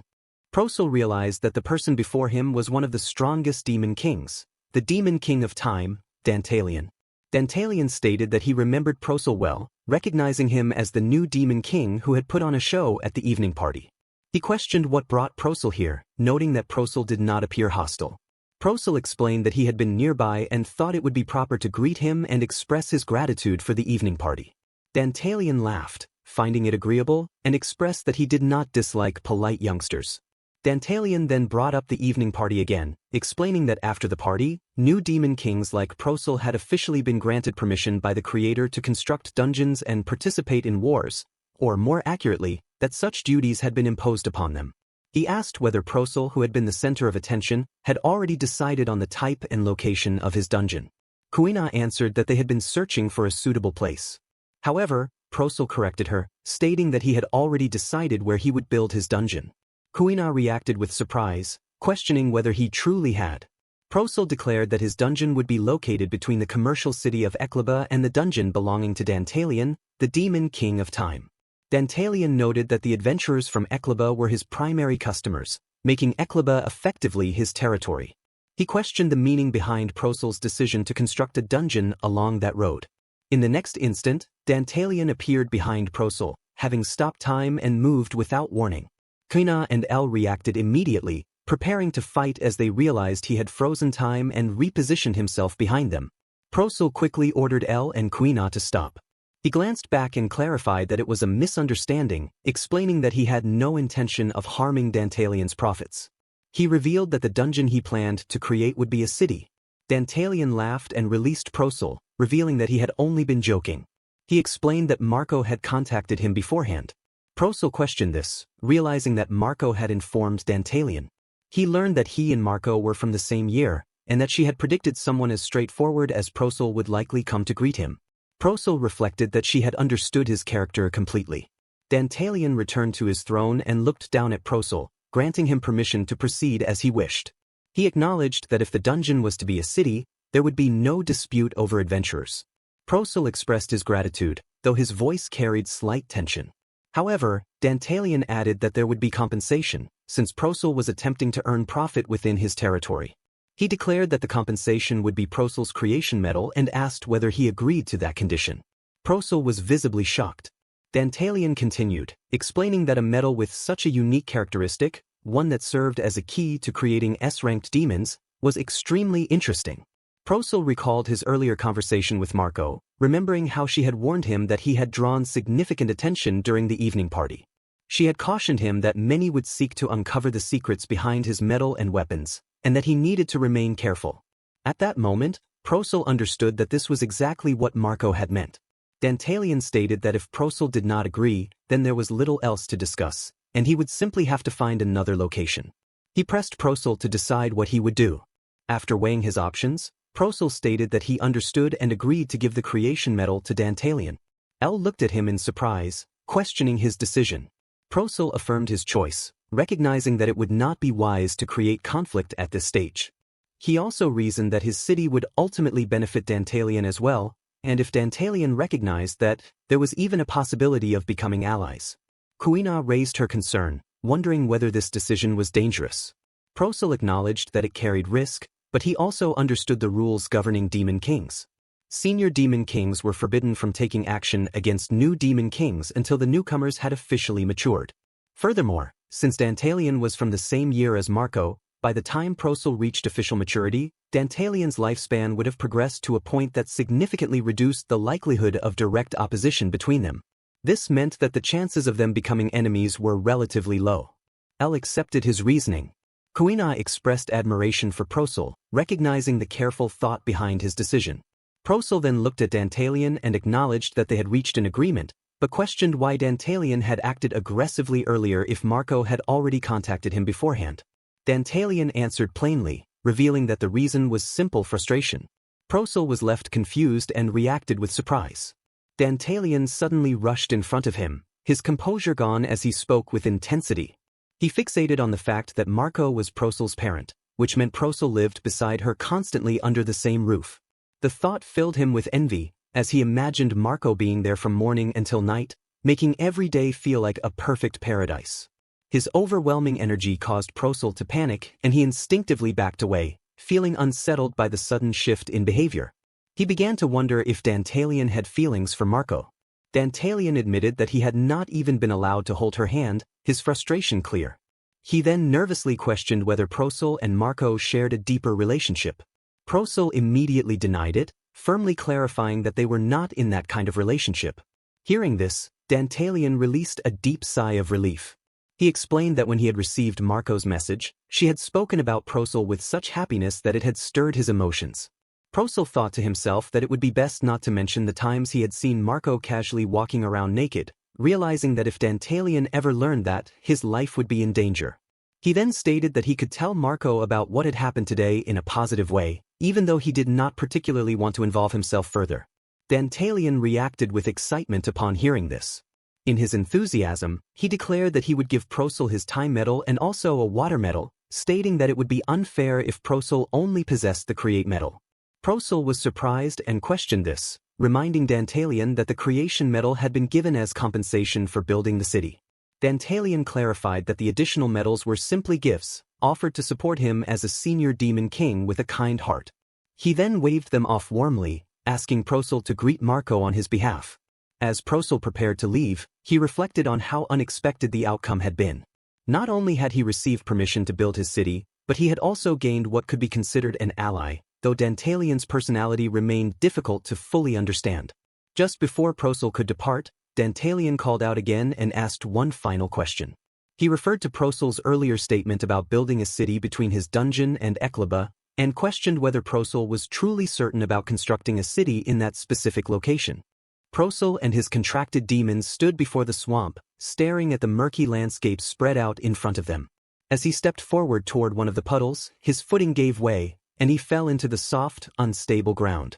Kuina immediately shouted in alarm as she rushed toward him. Prosel realized that when they had passed through the area the previous day, the darkness had concealed the truth. Now that he could see clearly, it was obvious that the entire region was covered in poisonous swamps.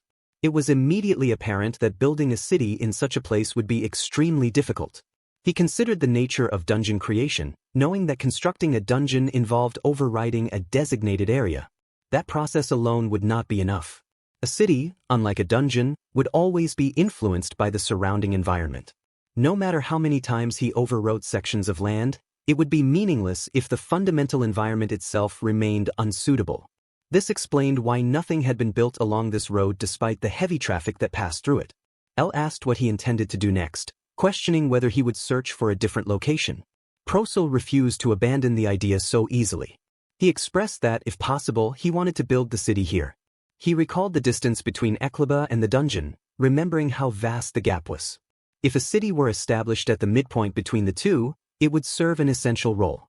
Inns for adventurers traveling toward the dungeon would naturally thrive, but beyond that, it would function as a supply base where exhausted adventurers could rest and recover. It would also attract travelers and merchants, becoming a strategic foothold. He thought about the burden adventurers faced, having to carry treasures over a distance of 80 kilometers after leaving the dungeon. A city in this location would ease that burden significantly. It could grow into a marketplace where those treasures could be traded, creating economic activity and encouraging further development. In time, he even envisioned selling specialty products unique to the city. However, he pushed those future plans aside for the moment. He remembered the merchant they had met the previous day, who had spoken about how beneficial it would be if a city existed in this area. That memory reinforced his belief that this was the correct place to build it. Prosel focused his thoughts, frustrated that they had encountered such a major obstacle at the very first step. If the issue were limited to geology, he could address it using his authority over Earth. However, the problems extended beyond the ground itself. The conditions of the air and the water were also factors, and those were not as simple to correct. Kuina suggested that if water was the problem, they could use the water medal they had just received from the Demon King of Time. Prosel acknowledged that he had already considered that option. However, he explained that the issue extended beyond the water. The air itself was polluted, and the vegetation growing naturally in the swamp was also part of the problem. What they needed was something more comprehensive, something capable of administering nature as a whole. As he thought about this, a small demon suddenly appeared, flapping its wings near his head. Kuina reacted with surprise, questioning what the creature was. Procel recognized it immediately as a communication demon sent by Strauss. He explained that she had mentioned she would write a paper, and now a letter was attached. He began reading the contents. The letter asked how things had been since the evening party and whether he was doing well. Strauss explained that she had successfully created a new demon using the metal he had given her. She also mentioned that Asteros had been troubled over concerns about savings and resources. She questioned whether Procel had already created any demons using the metal she had given him and warned him not to waste it. Procel handed the letter to Kuina as realization struck him. He understood that he could use the wind metal he had received from Strauss. Kuina continued reading and noticed a postscript. It explained that other new demon kings had begun to feel threatened by Procel's strength during the evening party and were now forming alliances. Strauss herself had received an invitation to join them, and she warned that Procel needed to remain cautious. With his decision made, Procel began the synthesis. He combined create, wind, and imitate human. As he focused, he realized that wind alone would not be enough.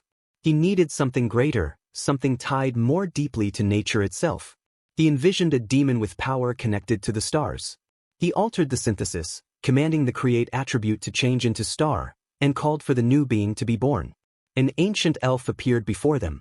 This demon specialized in nature, possessing abilities suited to solving the environmental problems before them. However, the moment the ancient elf saw Kuina and El, her attention shifted completely. She rushed toward them and embraced them tightly, overwhelmed by their presence. She became fixated on their appearance, admiring their features and expressing delight in their cuteness. Procel attempted to address her, apologizing for the sudden summoning and trying to explain the situation, but she ignored him entirely, her attention fully occupied with Kuina and El. She continued fussing over them, even reaching out with fascination toward El's fluffy features. Kuina and El both reacted with visible unease. Procel let out a quiet sigh, recognizing that he had once again created a unique demon with an unusual personality. He called out to the ancient elf, asking whether she would listen to him. She reassured him that she understood and acknowledged him as her master. He immediately instructed her to wipe the drool from her mouth, restoring some order to the situation. The ancient elf then turned her attention to the task at hand. She told El that they would work together to resolve the problem at once. El accepted the instruction, ready to fulfill her master's will. Together, they cast their abilities, purify and improve. The effects spread across the land, transforming the poisonous swamp. The corrupted water cleared, the polluted air refreshed, and the decayed vegetation was replaced. The once toxic swamp was converted into a vast, beautiful field. Kuina and Procel stared at the transformed landscape in astonishment. The change had happened instantly, far beyond what Procel had expected. In that moment, he understood that the foundation for his city was finally ready. Chapter 11. Inside Marco's dungeon, Marco informed Procel that she had already heard from Dantalion. Procel turned his attention to her. She revealed that he was making a city near Dantalion's dungeon, and her surprise came from the fact that he had not caused any trouble. In truth, the situation had given her chills. Marco then stated that the location was perfect for building the best city. The idea of a city lingered in her thoughts. At first, she had believed it was nothing more than a joke, but seeing it progress properly brought her relief. Procel explained that he had only just decided on the location. Marco then asked if he was leaving her dungeon that very day. He confirmed that he was, and that Kuina and El were also helping him. He reflected that city building was not so different from managing a demon king's dungeon, meaning the responsibilities were largely the same as those of a normal dungeon. After the evening party, the creator had given each of the new demon kings a crystal. This crystal had to be placed in the deepest part of their dungeon. Once the crystal was set, it could no longer be moved. That meant once a demon king began building their dungeon, they would be bound to that location. Leaving it unattended would be dangerous, since there was no guarantee that no one would attack while they were away. This risk was especially high for him, since he had drawn attention to himself during the evening party. Still, he believed that such a threat could be avoided if he focused on creating and developing a dungeon with strong defenses. Marco then remarked that it was his time to leave the nest as well. She had already known this moment would come, yet it would still feel lonely. Her attention shifted to the thing behind Procel, and she asked if it belonged to Dantalion. He confirmed that it had been included in the gift set he received. She wondered if he had realized what it was. Procel concluded that it was most likely for surveillance, since he was building a dungeon within Dantalion's territory. He understood that such caution was only natural. His gaze rested on the demon bird, and he allowed it to continue its task. At the same time, he believed it could serve as a way to show Dantalion that he was not an enemy. Even so, he remained careful, keeping certain matters hidden that he wished to remain secret. Marco smiled, deciding that it was fine. She believed it would also be useful for teleportation. Since he was already planning such things, she thought it would be good for him to create a teleportation circle in her dungeon as well. That way, it would be much easier for him to visit. The idea that he could even come every day if he wished made the thought feel lighter. Proso laughed at that, realizing that if he did so, there would be no meaning in him leaving at all. Queena's voice called out to him, informing him that everything had been prepared. El added that all the golems that had been mining the dungeon had also been gathered. Proso responded that he would be there soon. Marco acknowledged it and caught his gaze. Under normal circumstances, she would have wanted to give him a present before his departure. However, demon kings who held the parent role were restricted in what they could give, and she felt regret over that limitation. Proso set down his box, having been curious about what she intended to say. He had already received many things from Marco. His hand began to glow as he used create. In the next moment, a necklace appeared around Marco's neck. The jewel resting there shined with a beauty she had never seen before. It was a diamond, a gem said to emit endless glimmers. The meaning behind it carried his resolve, reflecting that their bond would not change and that he would never forget what she had done for him, just like the diamond itself. Marco touched the necklace, deeply moved. It felt unfair to her that such feelings rose to the surface, as it had been over a century since she had last cried.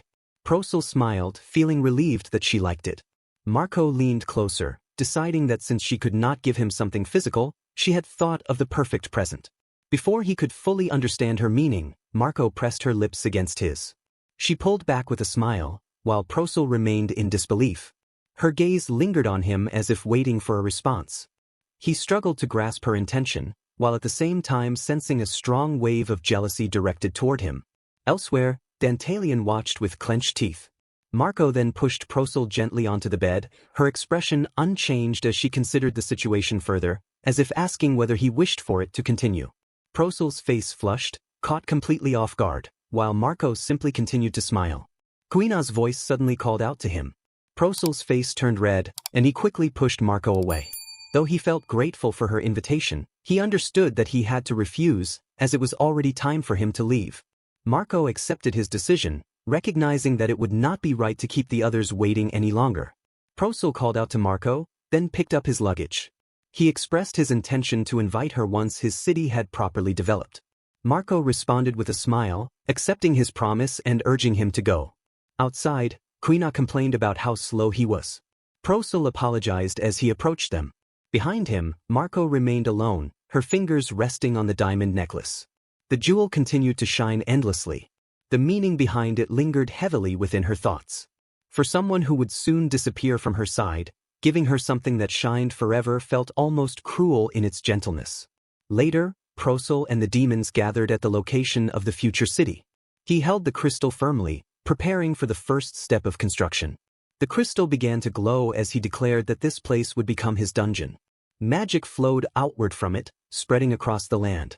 Quina watched the crystal in amazement. Proso explained that now that the area had been designated as his dungeon within this world, the process would continue just like it had during the evening party. He began shaping the dungeon using magic, constructing a one-level structure with a 3-floor plan. He understood that creating anything beyond that would require adding more levels later. He decided that the first floor would serve as the city itself. Since El and the ancient elf had already purified the land and air, he could safely set the environment as flat land. He expanded the size outward until it stretched 10 kilometers in every direction. The second floor and the floors beyond would be used for gathering resources needed to develop the city, as well as for living spaces. His attention shifted briefly to their luggage, reminding himself that they would also need to unpack their belongings. He then continued planning the resources. Since water sources and food production could already be handled on the first floor, the next priority was to create a mine. Kuna and El encouraged him with enthusiasm, believing in his ability. In response, a massive mountain rose beside them, formed through the power of the crystal. With that, the basic foundation was complete. However, he understood the true challenge still remained.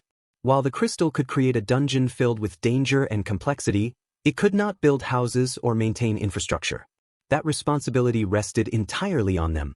He turned to Kina and El, seeking their help in building the city itself. Kuina eagerly agreed without hesitation. With everything decided, Prosel resolved that they would begin at once. The construction of their city had officially begun. Chapter 12. Only a few moments after leaving Marco's dungeon, they had already begun working tirelessly on building the city. The labor weighed on them, and Prosel eventually let out a sigh, deciding that it was time for lunch. Kuina lifted her shovel, exhausted from the effort. El observed the situation and realized that they did not have nearly enough people to handle the work. Kuina quickly agreed with that conclusion. Prosel found this surprising, since they already had the golems and the demons he had summoned to help. El then directed his attention toward the reality in front of them, leading him to reconsider. Both El and Prosel looked across the vast field of grass that stretched endlessly before them. Faced with the sheer scale, he acknowledged the truth. The city he intended to build was located on the first floor of the first level, spanning 10 kilometers in every direction, which was the maximum size he could designate. Completing something of that magnitude with their current numbers was impossible. Because of that, he had already summoned as many demons as he could manage. For Kuina, he had created a Yuko. For El, he had created a dwarf smith. For the ancient elf, he had created a high elf. He had also created 2 compatible demons for each of them, carefully choosing those who would best support their roles. Even with those additions, it still was not enough. The situation remained far from sufficient. Worse still, he had no dungeon points left to create more demons. If this had been a normal dungeon, he would have been able to create whatever he needed as long as he had dungeon points available. However, this was a city rather than a traditional dungeon, making it an exception. Everything had to be built through their own effort. The weight of that reality made it far more difficult than he had originally expected. Even so, he still had ideas to address the manpower problem. His thoughts turned to the skeleton army he had created before. Those skeletons had been set aside because they were difficult to control. Simply having more numbers would not necessarily solve the problem. If anything, their lack of coordination would only slow progress instead of helping it. He lowered himself to the ground and began thinking carefully. He believed he still had some metals left. After checking, he realized there were only 2 remaining, and both of them were imitations. He knew he could synthesize them, but doing so would only result in 1 additional metal, which did not seem particularly meaningful. Then his attention caught on one of them. It was a death imitation metal. The memory surfaced clearly in his mind. He had obtained it during the evening party, just before his battle with Strauss, when he had traded for it. The other metal in his possession was a human imitation metal. He decided it was worth attempting. By combining something that symbolized immortality, like death, with something that symbolized intelligence, like human, there was a possibility of creating a demon capable of commanding the skeletons. With that thought, he proceeded to synthesize the death and human imitation metals. Almost immediately, something felt wrong. He realized he could not fully grasp or control the demon that was beginning to emerge. The reason became clear to him. Until now, he had been able to create and control demons freely because of his creation metal. This time was different. Without that direct control, the outcome was uncertain. He had no way of knowing what kind of demon would appear. Worse still, the human aspect introduced unpredictability, increasing the chance of creating something he could not manage. His mind briefly imagined skeleton demons with rebellious, unruly behavior. If such a situation occurred, the problem would go far beyond city building. A sudden gust of air forced him backward. Before him, dark mist gathered and thickened, enveloping the forming figure.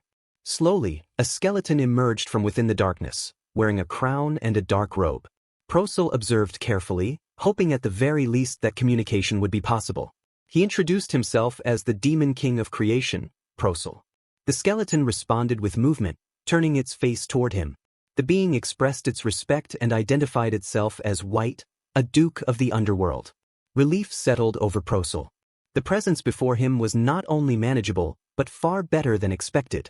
Even though White was considered low rank, Prosel could clearly sense genuine intelligence. He immediately asked whether White could understand the skeletons and command them to assist with building the city. White confirmed that he could. As an undead, he possessed the ability to communicate with low-level undead and even share their memories. To demonstrate, White flicked his bony fingers. At once, the skeleton's eyes began to glow, and they quickly assembled themselves into formation. What followed was something Prosel had never anticipated. The The skeletons began moving in coordinated, acrobatic motions, performing with unexpected precision. He watched in astonishment at the display unfolding before him. In the middle of this, White suddenly focused his attention elsewhere. His gaze settled upon one of the skeletons, reacting with clear admiration. The skeleton woman responded with visible pleasure.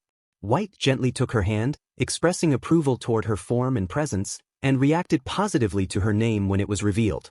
Procel observed the exchange in disbelief, realizing that the skeleton in question was female. White then returned his attention to Procel. He recalled that Procel had mentioned something earlier about building a city. Procel confirmed his intention. Rather than creating a dungeon meant for destruction, he was planning to build a city where people could live peacefully and happily. It was different from the usual role expected of demons. White stood silently, staring at him. The pause caused Procel to grow uneasy, prompting him to look toward White with concern. White reflected on the nature of demons. Unlike normal living beings, demons were not born as helpless infants. From the moment of their creation, they emerged fully formed, as if pulled directly from the pages of a book. From the very beginning, they existed as pawns of the dungeon and the demon king, prepared to kill humans without hesitation. Hearing this, Procel understood something he had not fully realized before. It explained why Kuna and El had displayed bloodlust even within the city. Their nature had been shaped from the moment they came into existence. White continued, recalling his own countless rebirths under different demon kings. Through those endless cycles, he had come to experience loneliness. By reading through the memories of the undead, he had come to understand that existence was nothing more than an unending repetition. Yet Procel had treated them differently. Instead of using them as disposable tools, he had left them as they were. To White, that alone reflected a kind nature. Procel averted his gaze slightly, unable to admit that his actions had come from uncertainty rather than kindness. White's expression brightened with enthusiasm at the thought of city building. He spread his arms wide, recognizing the meaning behind it. After countless battles and endless servitude, this place represented something they had never truly possessed before, a safe place to exist. White lowered himself to one knee before Procel, pledging his loyalty once again. This loyalty was not given merely because Procel was a demon king, but because White had come to recognize him as a true king worthy of allegiance. Procel accepted his resolve. Nearby, El observed the scene quietly, while Kina watched with unease still visible in her eyes. White declared his determination to serve fully, dedicating himself completely to the task ahead. Procel dismissed the dramatic tone, finding no humor in such words. From that point onward, the pace of the city's development increased dramatically with the addition of White and the skeleton army. Their usefulness extended far beyond simple labor. White himself began studying architecture and city building, teaching himself using books obtained from dwarves and other sources.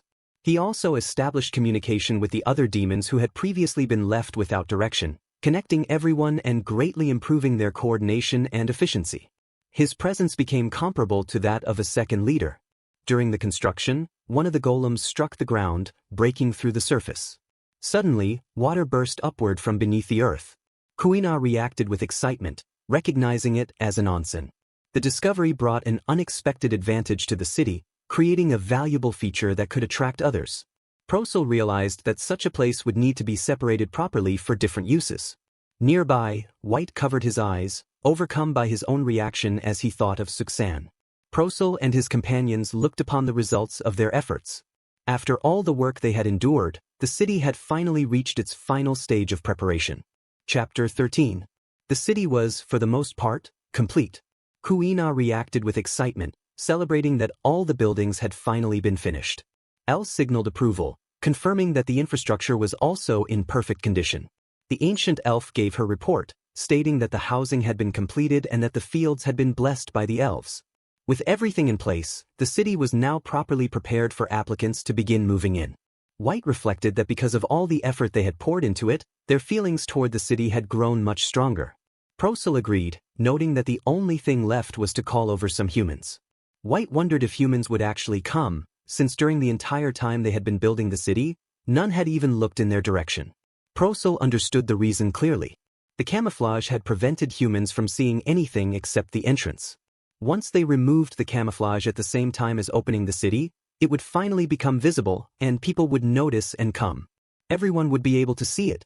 Since that day marked the anniversary of the city's completion and they were already gathered there, Procel decided they would have lunch beneath the tree on the hill. In truth, when they had first begun building the city, they had planted a tree on that hilltop overlooking everything below. It was the apple tree of beginnings. On the very first day of construction, Procel had used creation to make an apple tree, only to discover that apples did not exist in that world. Because of that discovery, he had started cultivating them himself. That tree had been the very first one he planted. He watched Kuina closely as she leaned toward the fruit and smelled it, her curiosity clear. The ancient elf observed it as well, noting that she had never seen such a fruit before. Together with the onsen, this apple tree would become one of the defining features and selling points of the city. The ancient elf felt satisfied, knowing she had blessed it with all her strength. El reported that the potatoes were also ready. At that moment, an apple fell from the tree, and Procel reached out and caught it. Without hesitation, he took a bite. Kuina watched him with focused curiosity. The taste filled him immediately. The apple was juicy and sweet, and as he ate it, he felt his fatigue fading away. Strength began to return to him, and his energy swelled from within. In that moment, he clearly understood that this was the result of the ancient elf's blessing. Procel picked another apple and offered it to Kuina. She accepted it and took a bite, and at once her eyes began to shine with wonder. The sweetness and richness of the fruit left a deep impression on her. Without hesitation, Kuina then offered her apple to El. El accepted it and bit into it as well, and she too was struck by how remarkable it tasted. The flavor settled firmly into Kuina's memory, something she knew she would never forget. Procel shared the same feeling, knowing that the experience would remain with him just as strongly. In that moment his confidence became clear. He believed firmly that this city would succeed. With renewed energy, everyone moved to complete their final tasks. The preparations had reached their end, and the opening of the city was set for the following day. Kuina reacted with excitement, filled with anticipation. El then turned her attention to Procel, wondering if he had already decided on a name for the city. Procel held a quiet smile, revealing that he had already chosen it. The city would be called the City of Hopes and Smiles, Avalon. The next morning, far from the city, an adventurer suddenly screamed before collapsing dramatically onto the ground. His strength had failed him, and he could go no farther. The others continued moving, unable to stop. One man urged him to endure and try to keep walking. A woman reflected on their situation, realizing that they had completely underestimated Dantalion's power. Frustration lingered as the image of that lizard remained in their minds, its foolish appearance hiding its overwhelming strength. The woman insisted that complaints could wait. The witch agreed, recognizing the seriousness of their condition. At their current pace, their food would run out long before they reached Ekla. Their situation was growing more desperate, and what they needed most was a place to rest. Then, something unusual caught their attention. There was a city ahead. It stood where there should have been nothing. Inside the store, Kuina cried out in frustration, overwhelmed by the amount of work in front of her. The sheer volume of items waiting to be sorted was far beyond what she could handle alone, and her anger turned toward Procel for leaving her with such responsibility. Her emotions spilled over as she struggled to keep up. The adventurers who had entered the store paused and watched the scene unfold. Kuina, together with Kitsune, was working as part of the store's staff. The sight of a child handling such duties caused one adventurer to question her role, noticing her nervousness and wondering if she was truly capable of managing the task. The witch, observing the situation, recognized that despite the chaos, the store itself was thriving. Nearby, a demon cashier calmly assisted a customer, offering potatoes as part of the order. The adventurer watched closely, impressed by how precisely the child followed the procedures, responding exactly as if guided by a manual. Elsewhere in the city, Procel walked through the streets, observing everything around him. Only half a day had passed since the city had opened, yet the number of visitors had already exceeded expectations. This confirmed that they had chosen the right location. He considered the feedback coming from the adventurers. He trusted in the quality of what they offered, and the demons were carrying out their duties exactly as instructed in the manual. Still, it was clear they were somewhat short on staff. His attention was drawn to a voice filled with amazement. An adventurer stood nearby, deeply impressed by what he had just experienced. The water alone had surprised him, its quality far beyond anything he had expected. The witch, still affected by their recent exhaustion, shared in the surprise, recognizing how refreshing it was. Another adventurer examined a fruit, astonished by its taste and its effect. As he ate it, his fatigue faded, leaving him refreshed. A woman nearby experienced the same wonder with the bread, noticing its remarkable flavor and the natural sweetness of the flour. It surpassed any bread she had ever eaten before. Another adventurer admired a sword he had purchased in the city. Despite being made of mithril, it had cost only 2 gold coins.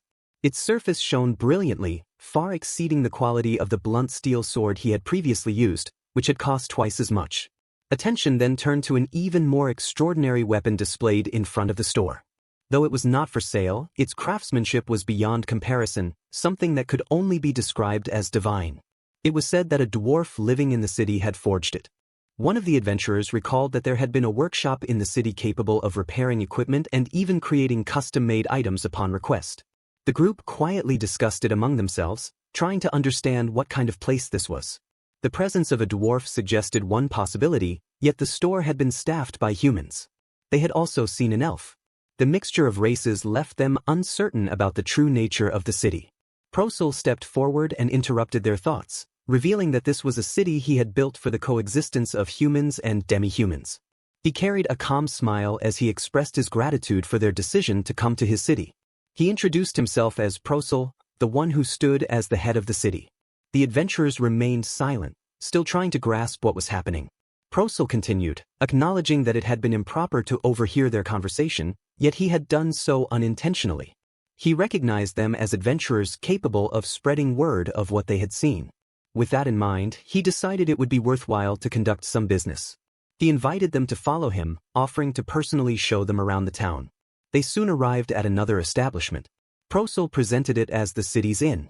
One of the women immediately admired its beauty, struck by its elegant appearance. One of the men studied its structure closely, noticing unfamiliar design elements that still reflected masterful craftsmanship. White stood waiting inside, his face covered, and welcomed them as the master of the inn. The adventurers were caught off guard by his imposing size. White calmly explained the services the inn provided. It offered both private rooms and large shared rooms. The private rooms could accommodate up to 4 people and were available for 2 silver coins. The larger rooms were offered at a rate of 1 silver coin per person. Regardless of the choice, guests could also rent a warm blanket for additional comfort. Both options were strictly for lodging, without meals included. The adventurers were surprised by how inexpensive it was. White continued, explaining that in place of meals, the inn provided access to a well located in the inner garden, available for free use. In addition, the inn also offered access to an onsen.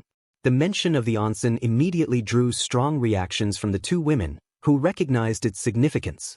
The 2 men, unfamiliar with the term, looked to them for understanding.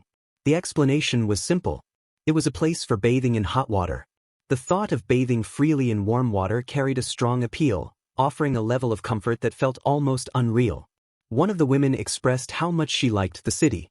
The idea of returning to Ekla no longer felt as certain to her, and she began considering the possibility of using this place as their base instead. The man beside her calmed her, even though he himself recognized the city's appeal.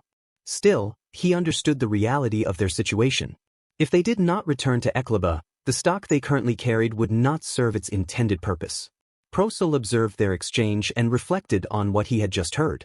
He realized that for adventurers to remain in the city for longer periods, there needed to be a way for them to earn money quickly. He had considered the idea of people moving into the city, but he had not thought far enough about how they would sustain themselves once they arrived. His thoughts were suddenly interrupted as Kuina ran toward him in distress. She collapsed onto the floor, her condition even worse than when they had faced the Emerald Dragon. Her strength was nearly gone from exhaustion. She struggled to convey that there were far too many customers, and they could no longer keep up even with L's manual-guided responses. The manual itself had already reached its limit. The only solution she saw was the creation of more demon subordinates. Prosul quickly tried to calm her, aware that such statements could reveal his identity as a demon king if overheard. The witch nearby noticed the exchange and paid close attention. Prosul thought carefully about their situation. They were already in difficulty. He had not yet accumulated enough DP to create additional demons. The skeletons working in the bread workshop beneath the city could not be brought out, as their appearance would shock the people too greatly. That was precisely why they remained hidden in the basement, carrying out their work away from human eyes. At that moment, the woman who had admired the city earlier proposed a simple solution. If the city lacked enough workers, they could hire people instead. The witch reacted with surprise, caught off guard by the suggestion. She had hoped to rest for at least one day after everything they had endured. She also felt that the proposal was somewhat forward, directing her frustration toward Rixa. Rixa, however, remained firm in her reasoning. Without money, they had no choice but to find a way to earn it. Prosel looked at the adventurers as the idea formed clearly in his mind. A part-time job. It was something he had completely overlooked until now. He quickly decided on the terms and offered them payment of 6 silver coins per day. The witch was visibly surprised by the amount. The other woman immediately accepted without hesitation. With that, their need to return to Ekla disappeared. The 2 adventurers left with renewed energy, ready to begin working. Prosel watched them go, recognizing that this solution would help stabilize the situation for the time being. He then turned his attention to White, asking about the manpower on his side. White understood the question to be about the bread workshop. He reported that operations there were proceeding smoothly. Among all their facilities, it had the strongest numbers and was functioning efficiently. He then asked about the reviews their bread had been receiving. Prosel confirmed that the response had been superb. White reacted with quiet pride, honored by the praise. Prosel reflected on their progress. The city's opening had gone better than he had expected, and for the moment, there was some relief. However, he knew they could not allow themselves to relax. As rumors spread, more adventurers would inevitably arrive in the coming weeks. When that happened, the strain on the city would increase, and disorder would follow if they were unprepared. They needed to increase both part-time workers and demon subordinates as quickly as possible. Even as he thought through these measures, he realized that it would not be enough in the long run. Maintaining their current level of service quality would become increasingly difficult. They needed another solution. His thoughts turned toward a more ambitious possibility. Ideally, he wanted someone experienced in the service industry. Someone capable of managing operations and helping maintain peace and order within the city. A professional he could trust. If they could bring a skilled merchant to their side, it would strengthen the city greatly. At that moment, a long-haired merchant entered the city. He had come after hearing the rumors of a city that had appeared overnight. As he stepped inside, he observed the surroundings carefully. The city was already thriving, yet he intended to conduct a proper inspection for himself.